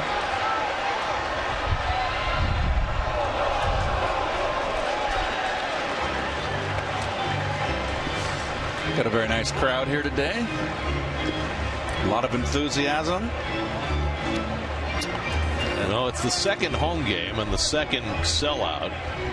Around 7,000 on hand. They're packed out on the berm and in the standing room areas. It was a nightmare getting out of the ballpark the other day, that's for sure. They got to iron out some problems there. It was a long wait, like 45 minutes to an hour. Chopper, tough play. Muno snags it. His throw will not get Francoeur. It's an infield hit. The 4th hit of the inning for the Braves. Well, the Baltimore chop. Been better off just not even making a throw. He had no chance to get anybody. Here's what I think, Keith. Remember last summer we put you in the parking lot attendance booth at Citi Field? Yep. I think we need to get you out there with a vest and a whistle to direct traffic coming out of the ballpark today. Put me in a law enforcement uniform, too, with a badge. That's a scary thought. Here's Chase Peterson taking outside. Especially if I have a 9mm on me. Well, we are in Florida. Chase Darno is running at first base. The older brother of Travis Darno, now in camp with the Braves, running for Francoeur. There's Travis watching his big brother. Well, not to belabor the point, but they're trying a new thing out here, the way out, and they've got the one lane blocked off for the people that are parking in the grass. Well, the people that are parked on the concrete behind the stadium, they got to go out on one lane, and it's a disaster. Change it. Double play ball. Rivera to Reynolds, but they don't have time to turn 2, and a run comes home. Oliveira scores, and it's now 6-2 New York. No, that ball's hit hard enough to turn 2. Just didn't have the good transfer.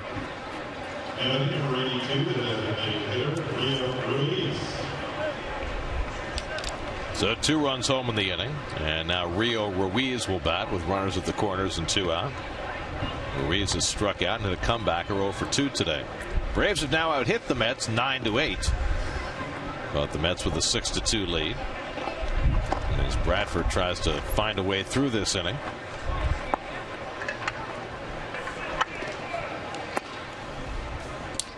You know, during that interview with Sean Gilmartin, Matt Reynolds, the shortstop, made a really nice play in the hole. Just really showed a strong arm on the throw from deep in the hole on the run.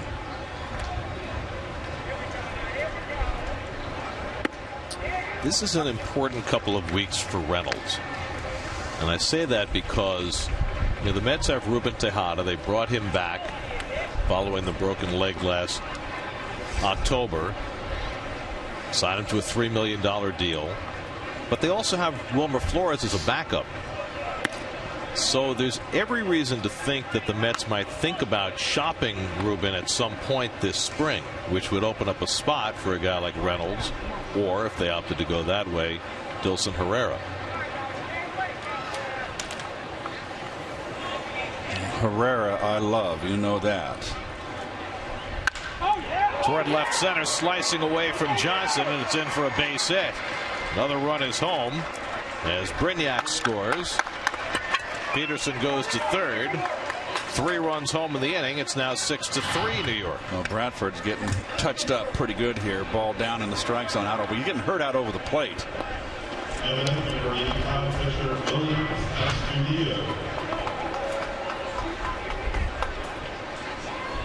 So 3 runs on 5 hits for the Braves here in the 6th. And now the number 9 hitter, Willians Astudillo, who's 0 for 2.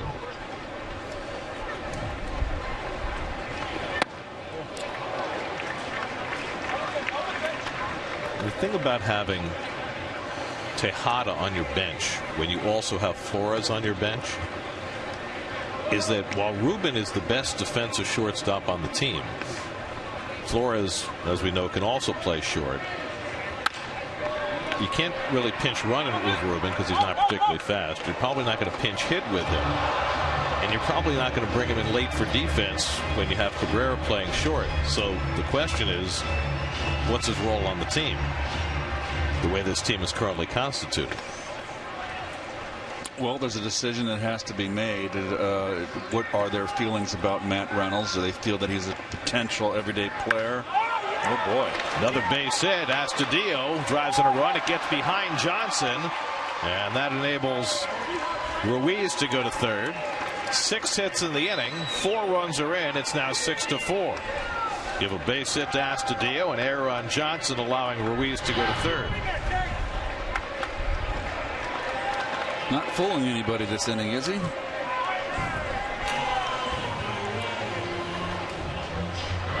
Well, that'll bring Dan Worthen out to the mound for a conversation. Trying to nurse Chase Bradford through this 6th inning. Mets shut out the Braves for the first 5, but Bradford has been treated rudely.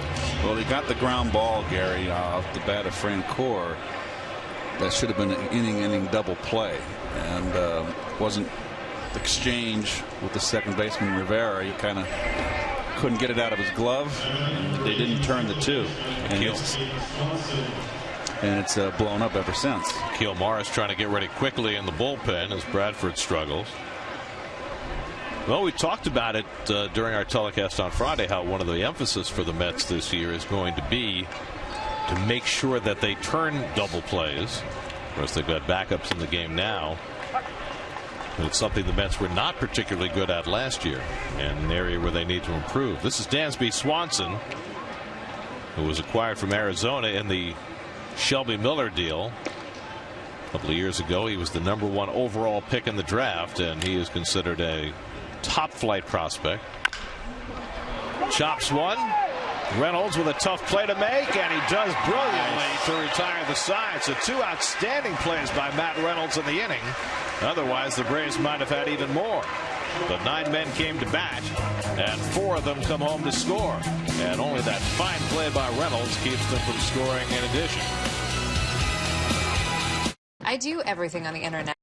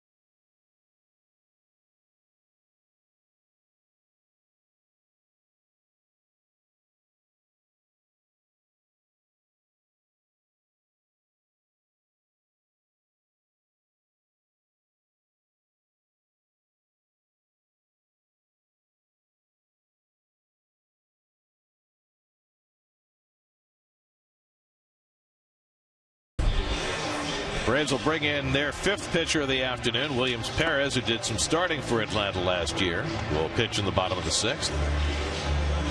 While he warms up, let's check in with Steve Gelb. Steve?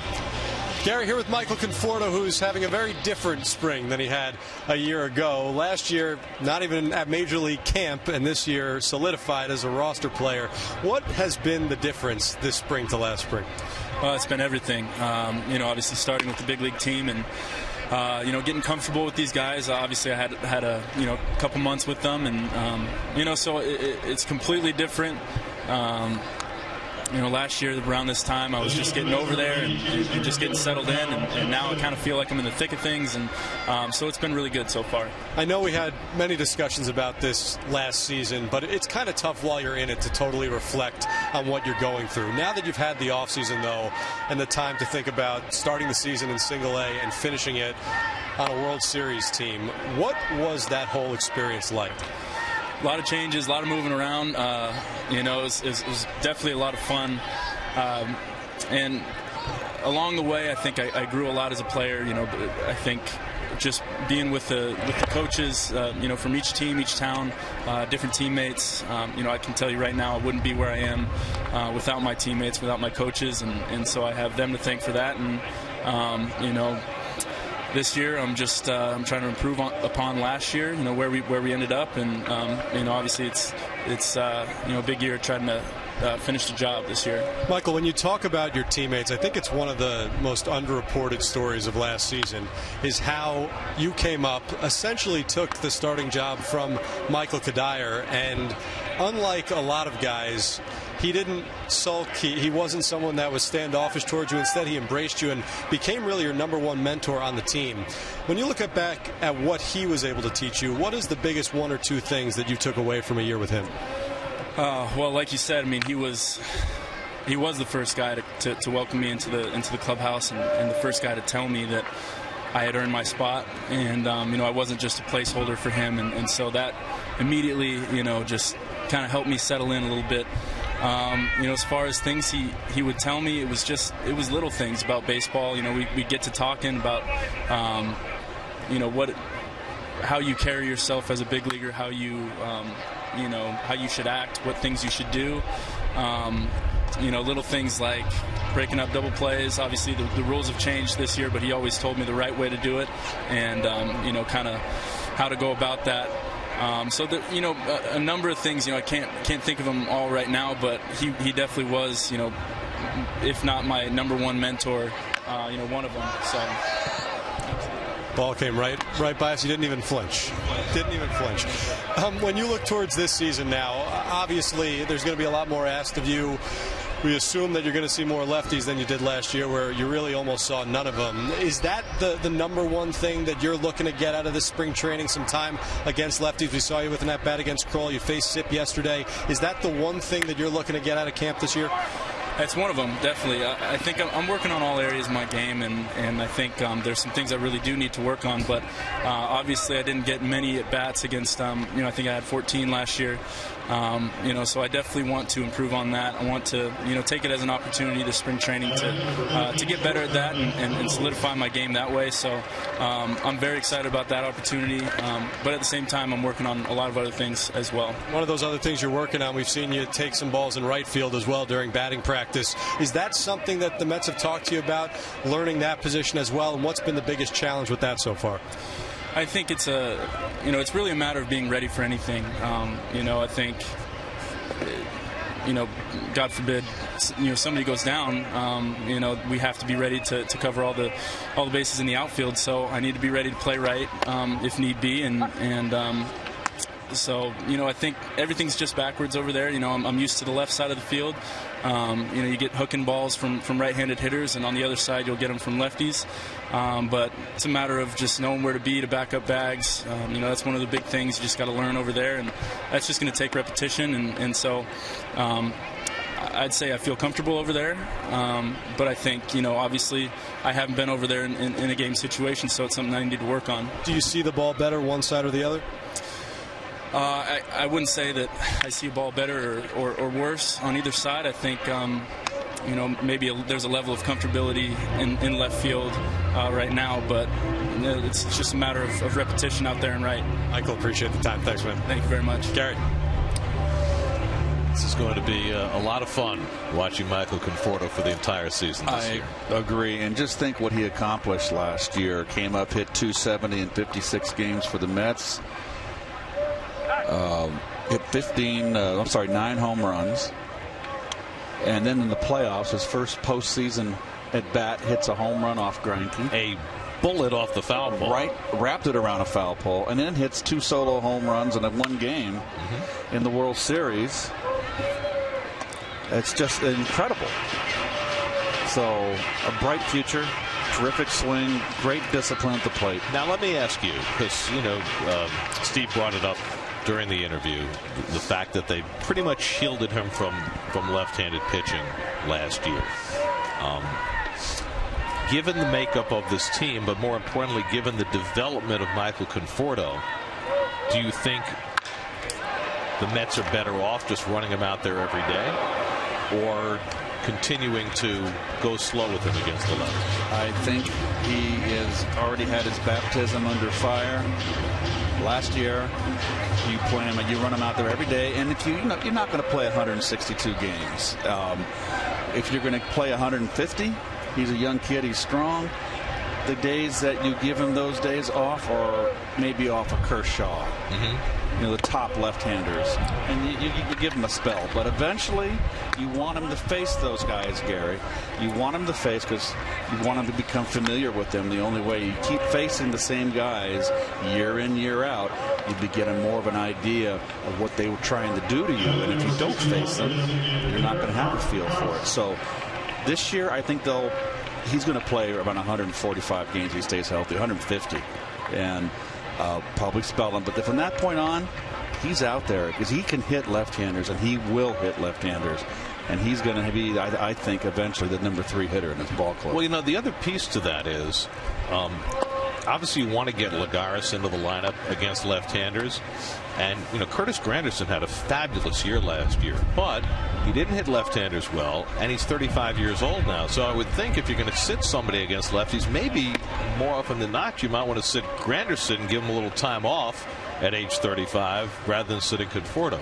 Does that make sense? It makes perfect sense, and those are options for the manager. And the more options a manager has, it means you have better depth. And also, that's what Michael was talking about, learning to play right field, because if Curtis does get a day off and Conforto is in the lineup, maybe he swings over and plays right field, and you play Cespedes in left and Lagares in center. That way everybody, the other 2 guys, are in places where they're comfortable. You've got to have a strong bench to be really a complete ball club in a dangerous club, and the Mets bench is tenfold better than it was what started out last year. Ended up great last year. Once they got, you know, all the players back and had Uribe and Johnson as extra players, that bench became a huge asset. I was kind of hoping they'd hang on to Uribe for another year, because you just don't know about David's back. And Uribe's not going to hurt you with the glove at third base. But don't you think they'd be okay if they had to run Flores out there every day at third base? Sure. So it's a matter of dollars and cents. Yeah, right. You know that. Well, that's part of it as well. That's what it's all about. Although Uribe, he wound up signing with Cleveland. He didn't get any kind of contract, did he? There's ball 4 to Mark Krause, and he's on with a 2-out walk. So Williams Perez retired the first 2. Walks Krause with 2 out, and now Eric Campbell comes up for the first time. And of course, you know, Campbell is on the bubble as well. We talked before about if the Mets decided that Tejada was a luxury that they didn't want to hang on to, maybe Reynolds would have a chance. Well, Campbell's in that mix as well. He certainly performed at the big league level last year. You know, the numbers were not pretty for Eric last year, but if you go a little deeper into you know, hard hit ball percentage, maybe he was a little unlucky last year. And let me tell you, they moved him around in positions, and you know, it affects a young hitter. And also, that's part of his value, right? That he can play so many different places. Bonifacio and d'Arnaud come together, and Bonifacio makes the catch, and that retires the side. A walk and one left. We're through 6 at Tradition Field, 6-4 New York.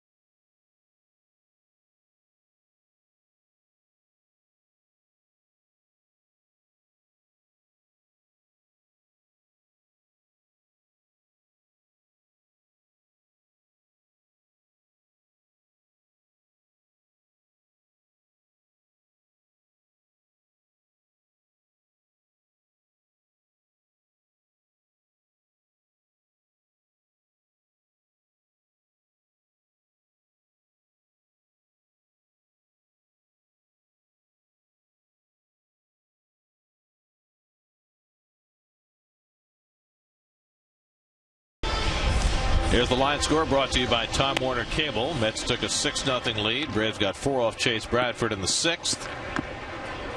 And now we move to the 7th on a bright sunny day in Port St. Lucie. Last inning you saw Keith and I wearing jackets because it's dipped below 70. Akil Morris is on to pitch the 7th inning. Our blood's thin. Yours. Well, it's because we had such a mild winter in New York. Well, you don't like the cold anyway. You like it hot. I do. Hot and humid. That's it. Yep. Midsummer kind of guy. You see, it's first sign of the cold front. We're going to have daylight savings time pretty quickly, aren't we? Next Sunday. Beautiful. I love it. Bonifacio is 2 for 3 today, a single and a double. Switch hitter batting left against Akil Morris. We saw him on Friday work the scoreless inning, and the slug bunt and a base hit for Bonifacio. Very nice. That's the old Rafael Furcal play, and Bonifacio executing it nicely for his 3rd hit of the day. Not much you can do there. Once he gets it past that 3rd baseman, game over. That was his intent. Executed beautifully. So now the tying run at the plate, Adonis Garcia, in a game the Mets once led 6-0. Check it, it's not Garcia. This is Ozzie Albies.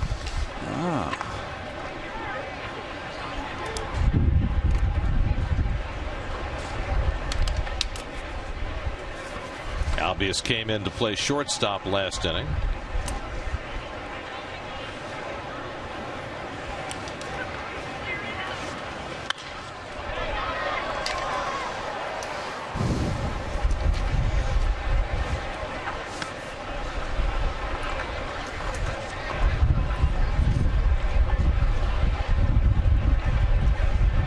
Albies played in low A ball last year, hit .310 with 29 stolen bases. Holds his bat straight up and down. He is 19 years old. And invited to camp. Yeah, that's pretty impressive, right? Yes. But it also gives you an idea where the Braves are at right now. Right. Albies signed out of Curacao, which has an exalted place in Braves history because that's where Andrew Jones hails from.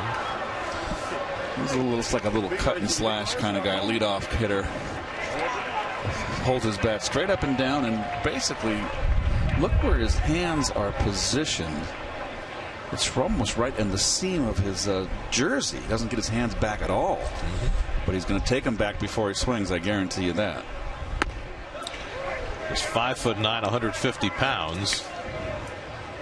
First 2 years in the minor leagues, his on-base percentage is .395. So you can see where the Braves look at him.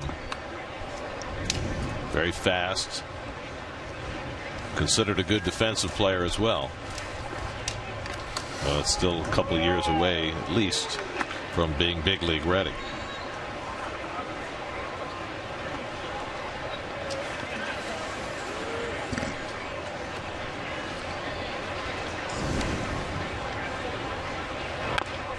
Keith, I think our biggest pronunciation challenge of the spring is on tap.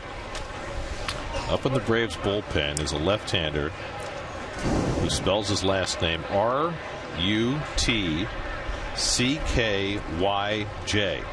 Rutke. Evan Rutsky. Rutsky? What's the J from? That's got to be. That's like some kind of an Eastern European formulation. Slavic? Yeah, one of those. Maybe it's shortened. I don't know. I've never. That's a very odd spelling, is it not? Silent J. Okay. Are those logos on top of the Braves hat? That's going to be their new. Just for spring training. Just for spring. Well, every team has unique spring training hats this year. Mets have the Mr. Met hat, but that's reminiscent of the old Atlanta hats they used to wear back at Fulton County Stadium with the lowercase a. Right. Evan Rutsky probably wouldn't remember that.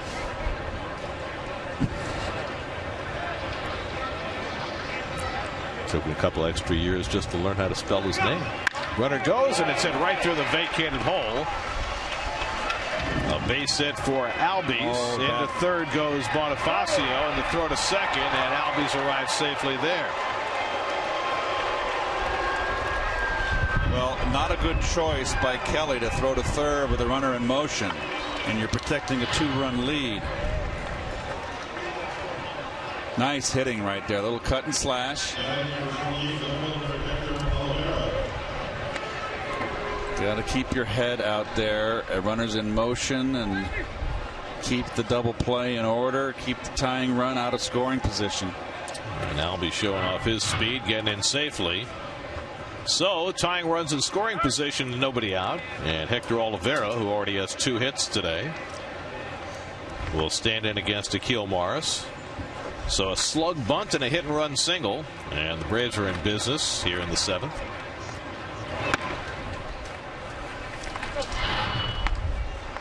Head first, a la Pete Rose. Remember, Pete used to do the diving off a diving board. Racing dive. Yes. In the air to center. Johnson has it lined up. Wind blowing it in. Tagging at third. There you go. Bonifacio. Throw goes to third, but it's offline. And so Albies arrives there safely. It's now 6-5, and the tying run is on third. Good throw. Has him out by a mile. Bad base running by Albies. But the throw was offline, and he comes out smelling like a rose. So now the tying run at third with Albies, and Reed Brignac will bat for the first time. Came on as a pinch runner, stayed in the third base. Mets are playing the infield back. They'll concede the tying run. Probably would play it differently in a regular season situation. And Morris gets ahead with a changeup. Spring training shadows beginning to encroach. We've been here that long? No, I have, not you. And Morris, needing a strikeout, gets ahead 0-2. Akil Morris, who had one ill-fated appearance in the big leagues last Toronto. summer. He came up directly from A ball, clearly was not ready, but pitched well in A ball before that outing, and then in Double A afterward. So it didn't appear to have any ill effect on him, as he got cuffed around by the very powerful Blue Jays.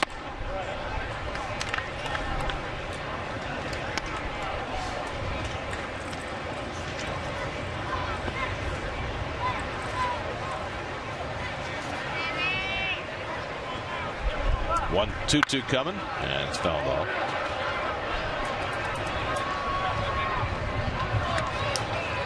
And you can see, watching Morris, his changeup is his best offer.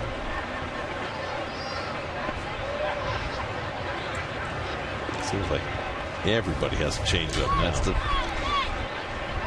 pitch du jour.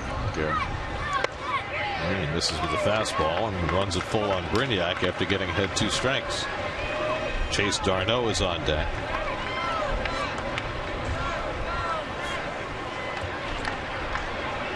Albies at third with 1 out, and it's pulled foul. It's got 3 scoreless innings out of Sean Gilmartin today. He scattered 4 hits. Stolmy Pimentel, 2 scoreless innings. For the Braves, found their offense in the 6th, put together 6 hits to score 4 runs against Chase Bradford. They've added 1 here in the 7th against Akil Morris. Strike 3 called. Got him looking at the fastball for the 2nd out. Well, with that changeup, Gare, and 2 strikes, come inside with that fastball. Terrific pitch. Locked him up right to the glove. Well, there's such an emphasis on the strikeout in baseball now, but it's so much more important to get that strikeout when you absolutely have to, with that tying run at third. And now Morris with a chance to get through the inning. Chase Darno takes the breaking ball outside.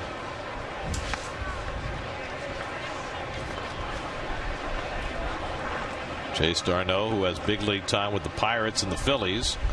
Here's his younger brother, getting the day off today.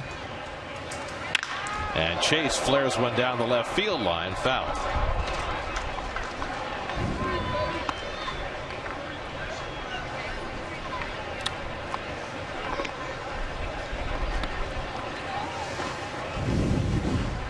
It's got to be quite a feeling, right? Watching your brother from the opposite dugout. Be even better to play with him, huh? And that's been a struggle for Chase Darno to stick in the big leagues. This one to shallow left, a tough play, and out goes Muno to get it. Nice play, Danny Muno, to retire the side. Braves get a run, but strand the tying run on third. Muno with the angle. 7th inning stretch time at 6-5.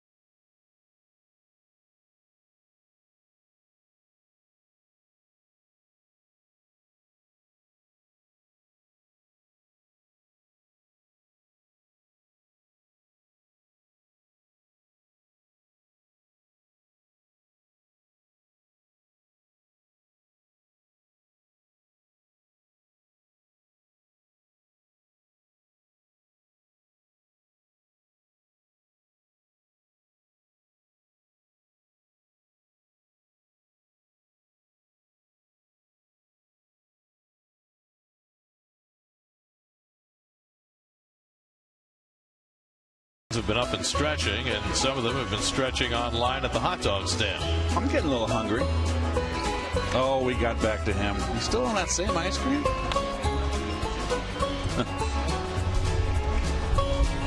Get a couple of kids and some grass and a hill, you're in pretty good shape.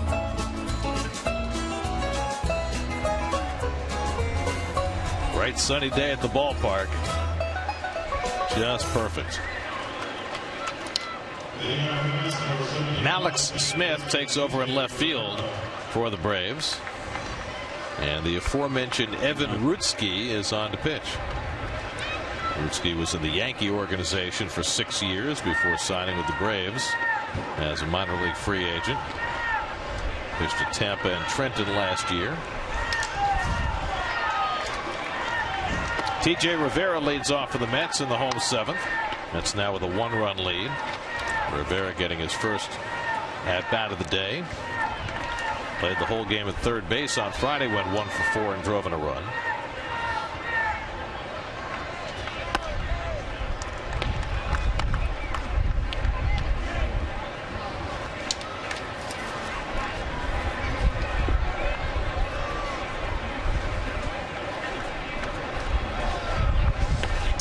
T.J. Rivera out of Lehman High School in the Bronx. Flies one deep toward the gap in left center, but Smith is back there to get it. And that's the first out. Spring training continues next Saturday at 1 when the St. Louis Cardinals take a trip to Tradition Field. It's the Cards and the National League champion Mets right here on Pix 11, New York's home for baseball. That's our next Pix telecast. We'll be on SNY tomorrow, where the Mets take on the Tigers. Bartolo Colon makes his spring debut. Start getting the regulars out there, the regular rotation. Ty Kelly up for the first time takes high. And I will reiterate the challenge that I put out there on Friday, because the Mets are playing a split squad tomorrow. Playing the Tigers here. We'll have it up for you on SNY. And they're playing the Cardinals down in Jupiter. Stephen Matz will make the start there. And the game will be on the radio. Howie, Josh, Wayne, some combination of the three of them will have the game. So the challenge is to watch the game on TV, listen to the other game on the radio, and score both games at the same time. And somehow come out of that with a coherent scorecard. What do you think? Do you think that's possible? Can you do that? I think I've got other things to do. No, I wasn't saying you. I just, it would be hard enough to get you to score one game. 2-2 now to Kelly. I meant a diehard fan out there, somebody who loves keeping score and would pick up the challenge. You're planting the seed, Garrett. It's going to be a new trend. Well, I like it when people keep score. I do too. It's a dying art, or at least a diminishing art. Because, you know, even people who come to games now, they don't necessarily sit in their seat for all 9 innings to be able to score the game. There are not many more distractions. Yes. Yep. It's a county fair. Can you buy a hog?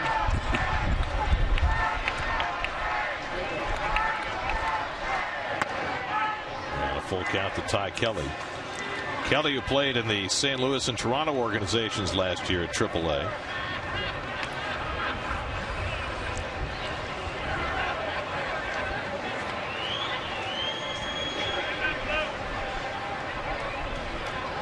Three-two from Rutsky, and it's outside ball 4, and Kelly's on with a 1-out walk. Well, there are the starting pitchers, and Bartolo Colon will pitch for the Mets, and our old buddy Mike Pelfrey will be on the mound for the Tigers. Big Pelf making his way back to Port St. Lucie. He has bounced around, has he not? It'll be nice to see him. There's no nicer guy than Mike Pelfrey, who had his ups and downs as a Met. Here's Ray Willie Gomez batting for the first time. Gomez came in the game to catch. after Johnny Manel started and went 0 for 1 with a couple of walks.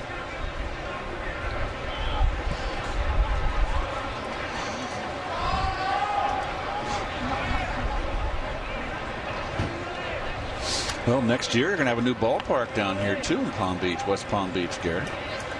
Is it next year? They're going to have it completed, and you're going to have the Astros and the Nationals. And the Nationals are going to share the facility, so it's going to be a lot better travel. Well, you'll have 2 teams in Jupiter, 2 teams in West Palm Beach, so that's 4 teams, within an hour's drive of Port St. Lucie. It's still not great.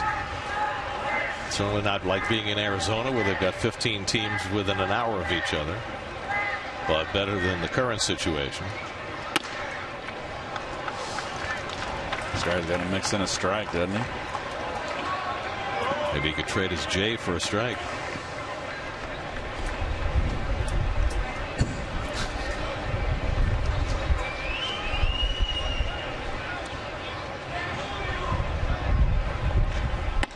Gomez takes a strike, 3-1.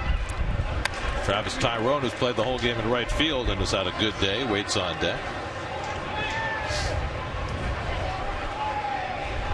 Ray Willie Gomez, named after Ray Barretto and Willie Colon, a couple of New York musicians. And he takes one to right field for a base hit. And it gets under the glove of Darno and rolls behind him. Kelly rounding third. He's going to score. Gomez will go all the way to third. A base hit for Ray Willie Gomez. A run scores on the air, and the Mets now lead 7-5. Just a little slapping right out into the right field. Stayed level on that pitch away. And that is just a boot. Kelly was going nowhere to third. He was held up, but he kept his eye on the ball. Nicely done.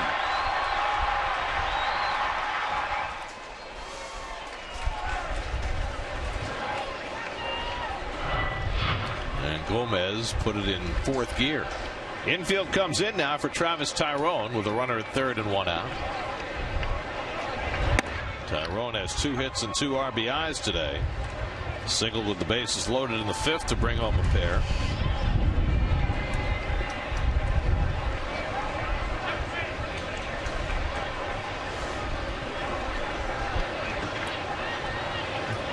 That was the 2nd Atlanta error of the day. That was Tyrone out of Cal Poly Pomona. He's 27 years old. This is it's an interesting point in his career after putting up huge numbers in AAA last year. He's got virtually no chance to make this team. But, I don't care what league you're in, you put up numbers like these, it's going to attract people's attention. Well, 25 home runs. That's a pretty good year, right? 393 on base percentage, not pictured there.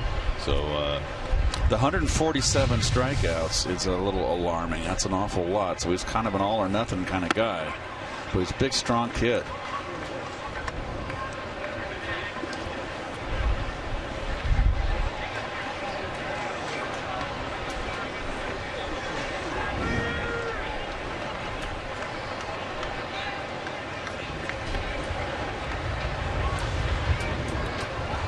Two coming to Tyrone.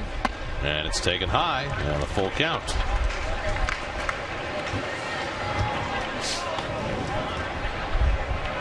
Well, as you can tell from the high on base percentage, he fits right into the Mets organizational philosophy of working deep counts, draws a lot of walks to go with all those strikeouts.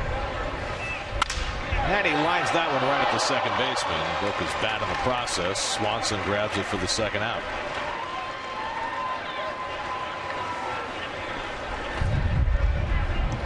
So Tyrone is retired. Gomez stays at third with 2 away. Tough shadows right now for the hitter. Soft liner off the end of the bat. So it's left to Danny Muno with a runner at third and 2 out. Muno 0 for 3 today.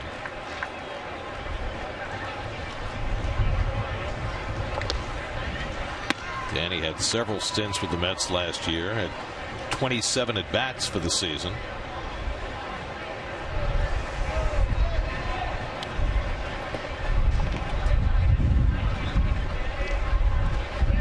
Mets took him off the 40-man roster, re-signed him as a minor league free agent. It's not often that a guy plays in the big leagues for you one year and comes to camp with number 81 the next year. But Muno, a guy who has had to fight uphill his entire professional career and trying to do that again.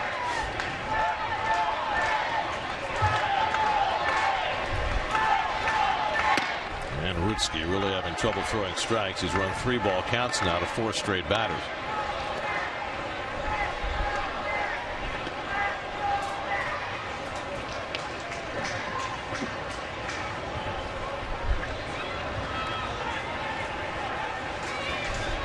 The 25th pitch of the inning coming up from Rutsky, one that Muno is likely to be taking. And it's ball 4, second walk of the inning.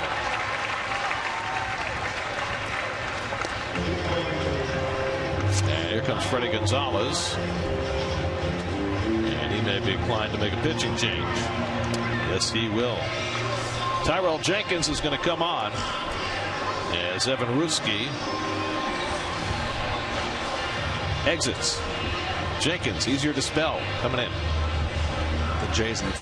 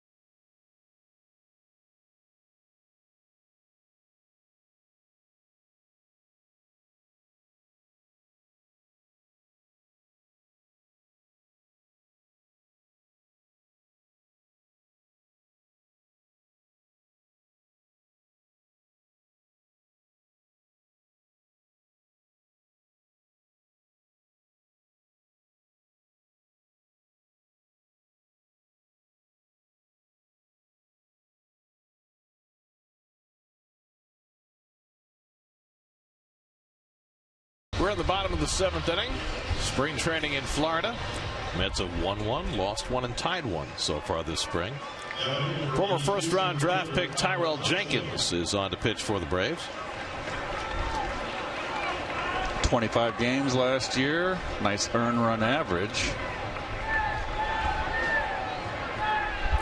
First signed by the Cardinals as a first-round pick out of Henderson, Texas. Goes in to face Kyle Johnson, who's up for the second time. Johnson grounded out in his first at bat. Ray Willie Gomez at third, Danny Muno at first with 2 out. Mets up 7-5 in the 7th.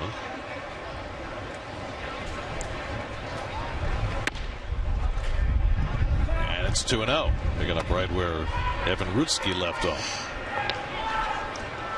Jenkins was a 4-sport standout in high school and made a football commitment to Baylor before he was drafted in the first round by the Cardinals and signed out of high school.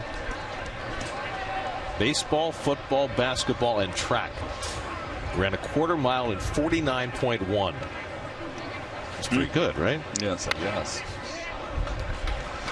That is one fast man.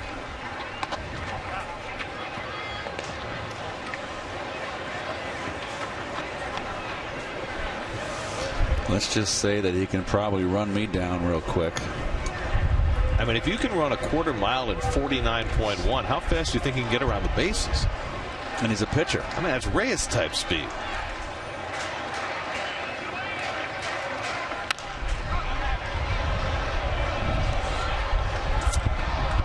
to think, if you're a quarter miler, you go in an oval, how hard is it to translate that into cutting the bases and learning that? It's a long straightaway in that oval, Yeah.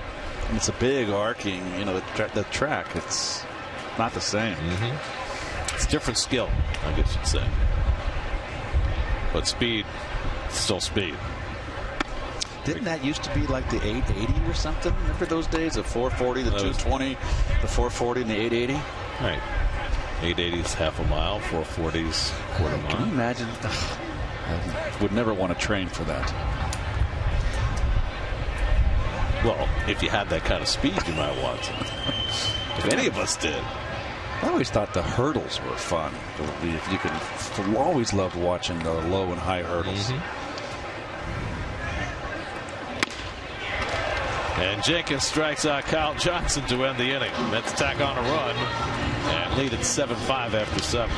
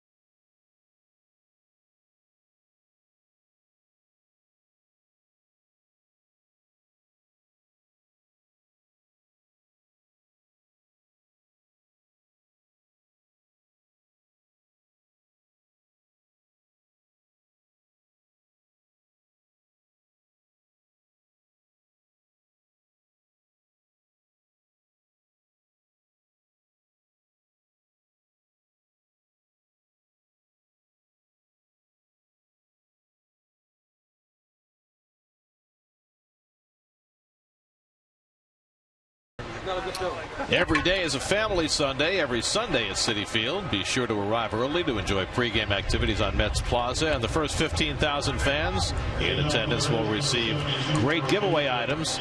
Then after the game, all kids 12 and under can run the bases in the Mr. Met Dash. For tickets, visit Mets.com/Family Sundays.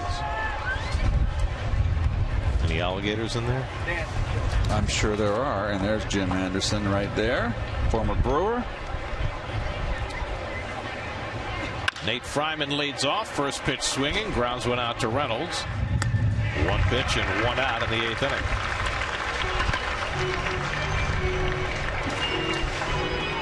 I see where Jim Henderson was born on October 21st, 1982. And I bring that up because he was born the day after the 7th game of the World Series in 1982. I played the first World Series. We win it on my birthday. How about that? I can't think of a better coincidence of events in one's life. That's pretty amazing. I mean, you can only go downhill from there. Well, I have. Well, no, you had some other bright spots along the way. Rio Ruiz at the plate for the 4th time. He's 1 for 3. Well, Henderson has been around long enough that he was first drafted and signed with the Montreal Expos. Correct. 2003. He's now 33 years old. He went to the Cubs and then finally made it to the big leagues with the Brewers, where he had that one really good year, saved 28 games. 28 games. And now trying to make a comeback. He's got a good breaking ball. He pitched the other day 2 days ago here. Got a chance to see him as a sharp slider. Had a good outing. he gets even on Ruiz 2-2. And his fastball's coming back after shoulder surgery. And they're giving him a good look. He's got a chance, an outside chance to make the ball club here. They're going to give him a lot of attention. Blew out his shoulder 2 years ago and basically spent most of last year rehabbing. Was in the minor leagues for a while, and you know, at age 33, he's certainly young enough that he can reclaim that, and he is definitely in the mix for those final 2 bullpen spots. Canadian.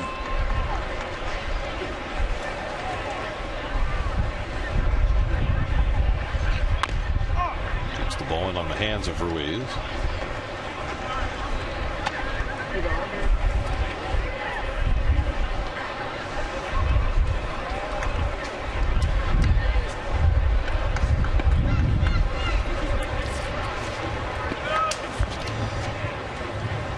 Henderson, the 5th Met pitcher of the afternoon. The first 2 fared well. Gilmartin and Pimentel combined for 5 scoreless innings. Last 2, Bradford and Morris. Knight is fortunate. And a good breaking ball to get him. Ruiz strikes out, 2 away. He's got a good tight slider here and a good downward bite. Tough pitch to lay off.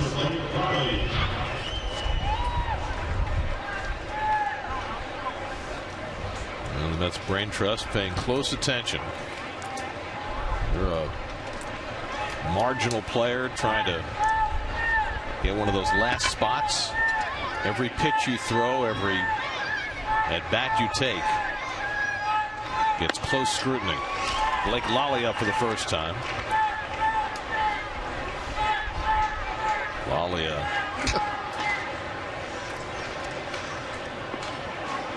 former Chicago Cub, now 32 years old, trying to hook up with the Braves. And he hits one right at the second baseman Rivera. Bobbles it briefly, makes the play, and a 1-2-3 inning for Jim Henderson. Second outing for Henderson. Second time he's looked very good. I always heard Files was a lot faster, but I thought it'd be a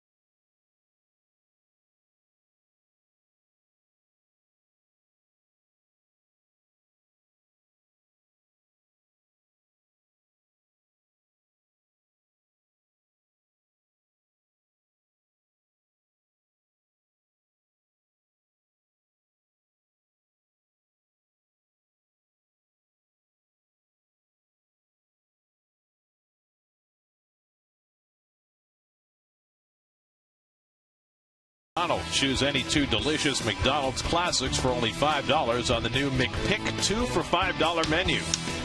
By Time Warner Cable, enjoy all the things you love better with Time Warner Cable. Call 1-855-WANT-TWC today.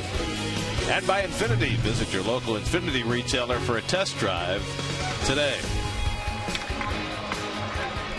Well, in a little while, Keith's going to be out there with a vest and a whistle directing traffic. That's right, with a shoulder holster. Because, you know, rather than complain, you're better off just getting out into the action and, you know, taking care of it yourself. It was a nightmare getting out of here 2 days ago. It was whoever thought this one up, Siberia for him, or whoever. Matt Reynolds up for the second time, struck out his first time up.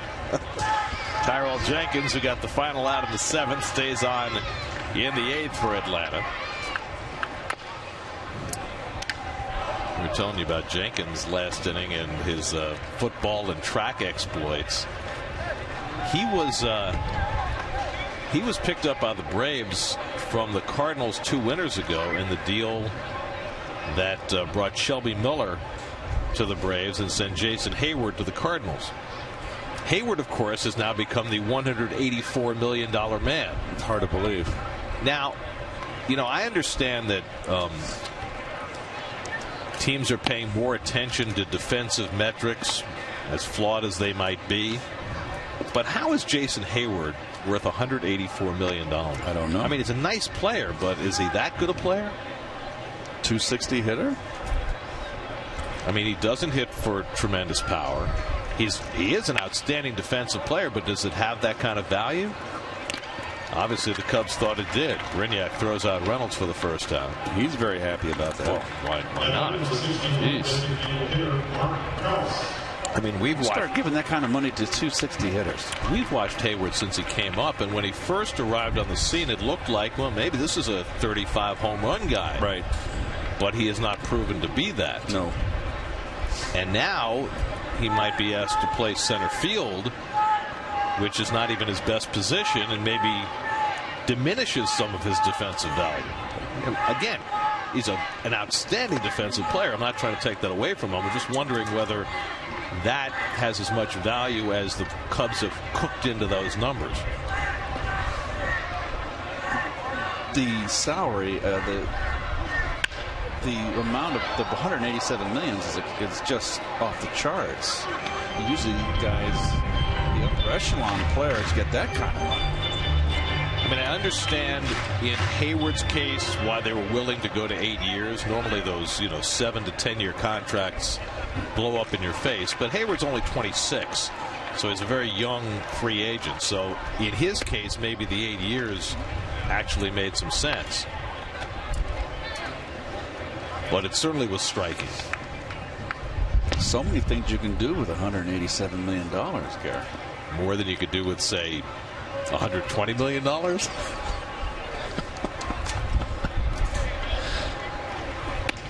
Strike 3 called, and Krause is caught looking, and that's the second out. So Jenkins has faced 3 batters, retired them all, and struck out 2 of them.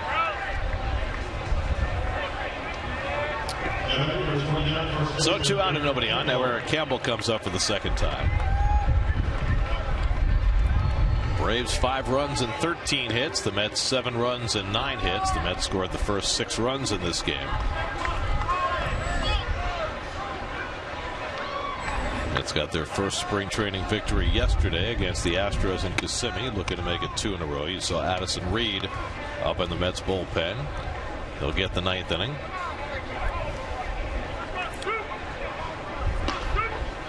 Jenkins, the 7th pitcher of the day, used by the Braves.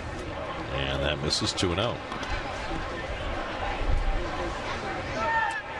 Well, what might work in your favor today, Keith, is that some of the crowd has cleared out, so you might get a little diminishing traffic. It happened the other day too, though. The people left early-ish, and we were still in the soup.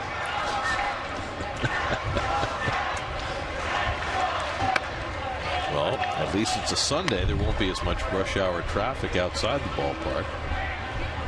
Oh, does that add to it? I didn't think of that. It was Friday. That's right. You know, rush hour in Port St. Lucie. Campbell smacks one to left, chasing Smith back. He's there. And that retires the side. Mets go 1-2-3 in the bottom of the 8th. We head for the 9th. Addison Reed on to try and finish it off.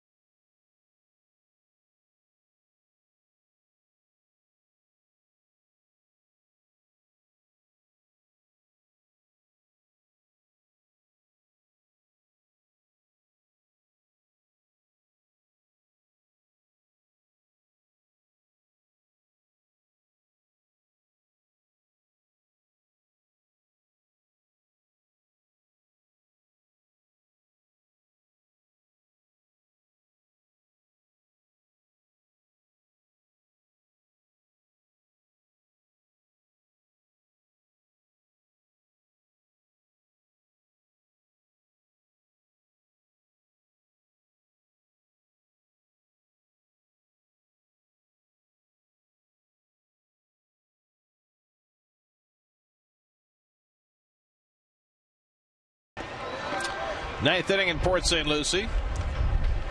Mets lead the Braves 7-5. And Addison Reed will come in to try and close it out.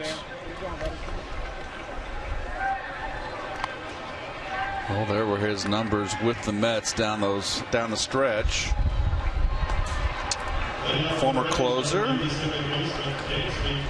going to be the setup man, it looks like, for this Met bullpen. He and Antonio Bastardo will, in some combination, work in front of Jerry's Familia. At least that's the early plan. Dansby Swanson up for the second time, and he takes a fastball strike from Reed. Addison pitched an inning on Friday against the Marlins, didn't allow a hit.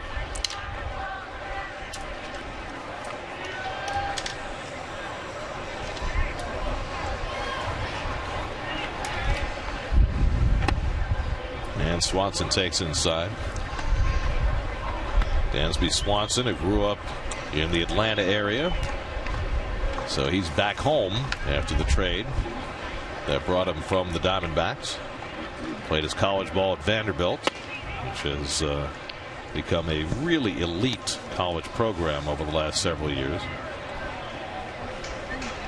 producing the likes of David Price.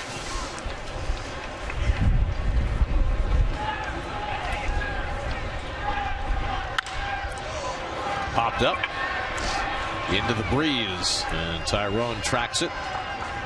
Swanson retired, one away. So Reed has the first out of the ninth, and now Emilio Bonifacio, who's played the entire game and gone 3 for 4. 2 singles and a double. He scored 2 runs. Had that slug bunt to the hole at short his last time up. And with his team down by 2 runs in the ninth, who knows, he might try it again. Well, the Mets have the same defensive positioning as they did when he did do that little slap bunt. The shortstop way up the middle, third base in.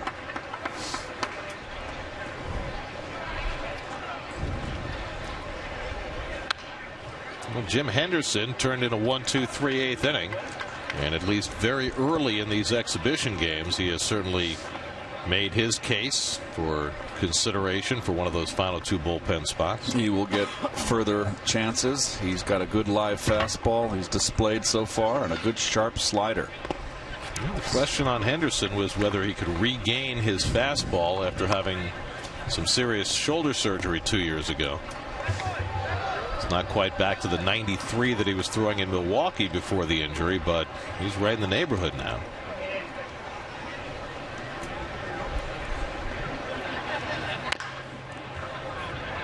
Ball and 2 strikes to Bonifacio. Tomorrow we'll be with you on SNY when the Mets play the Tigers. Bartolo Colon against Mike Pelfrey.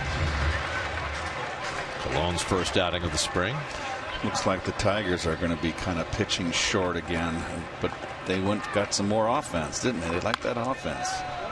They certainly have people who can beat you up. And they have maybe the most, I mean, they've got, you know, Miguel Cabrera and Victor Martinez and guys who get a lot of note. Maybe the most underrated player in the game in Ian Kinsler. Top of the order hitter, Gold Glove caliber second baseman, and nobody ever talks about the guy.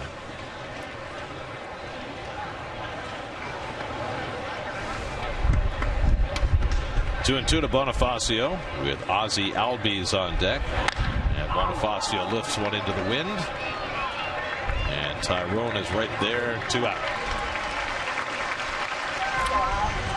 So Addison Reed 1 out away from closing the afternoon down, and he'll take on Ozzie Albies, who had a hit and run single in the 7th inning, is only at bat.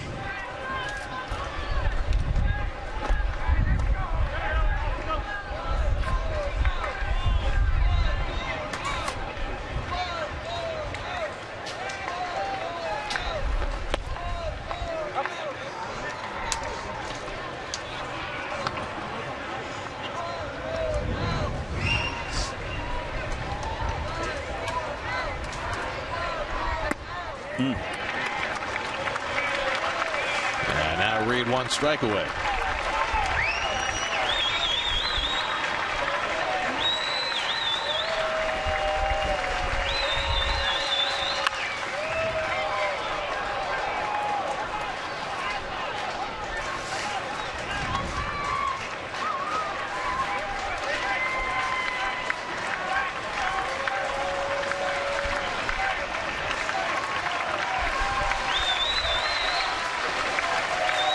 2 coming. And the slider misses low, 1-2. If Albies can keep it going, Mallex Smith is on deck.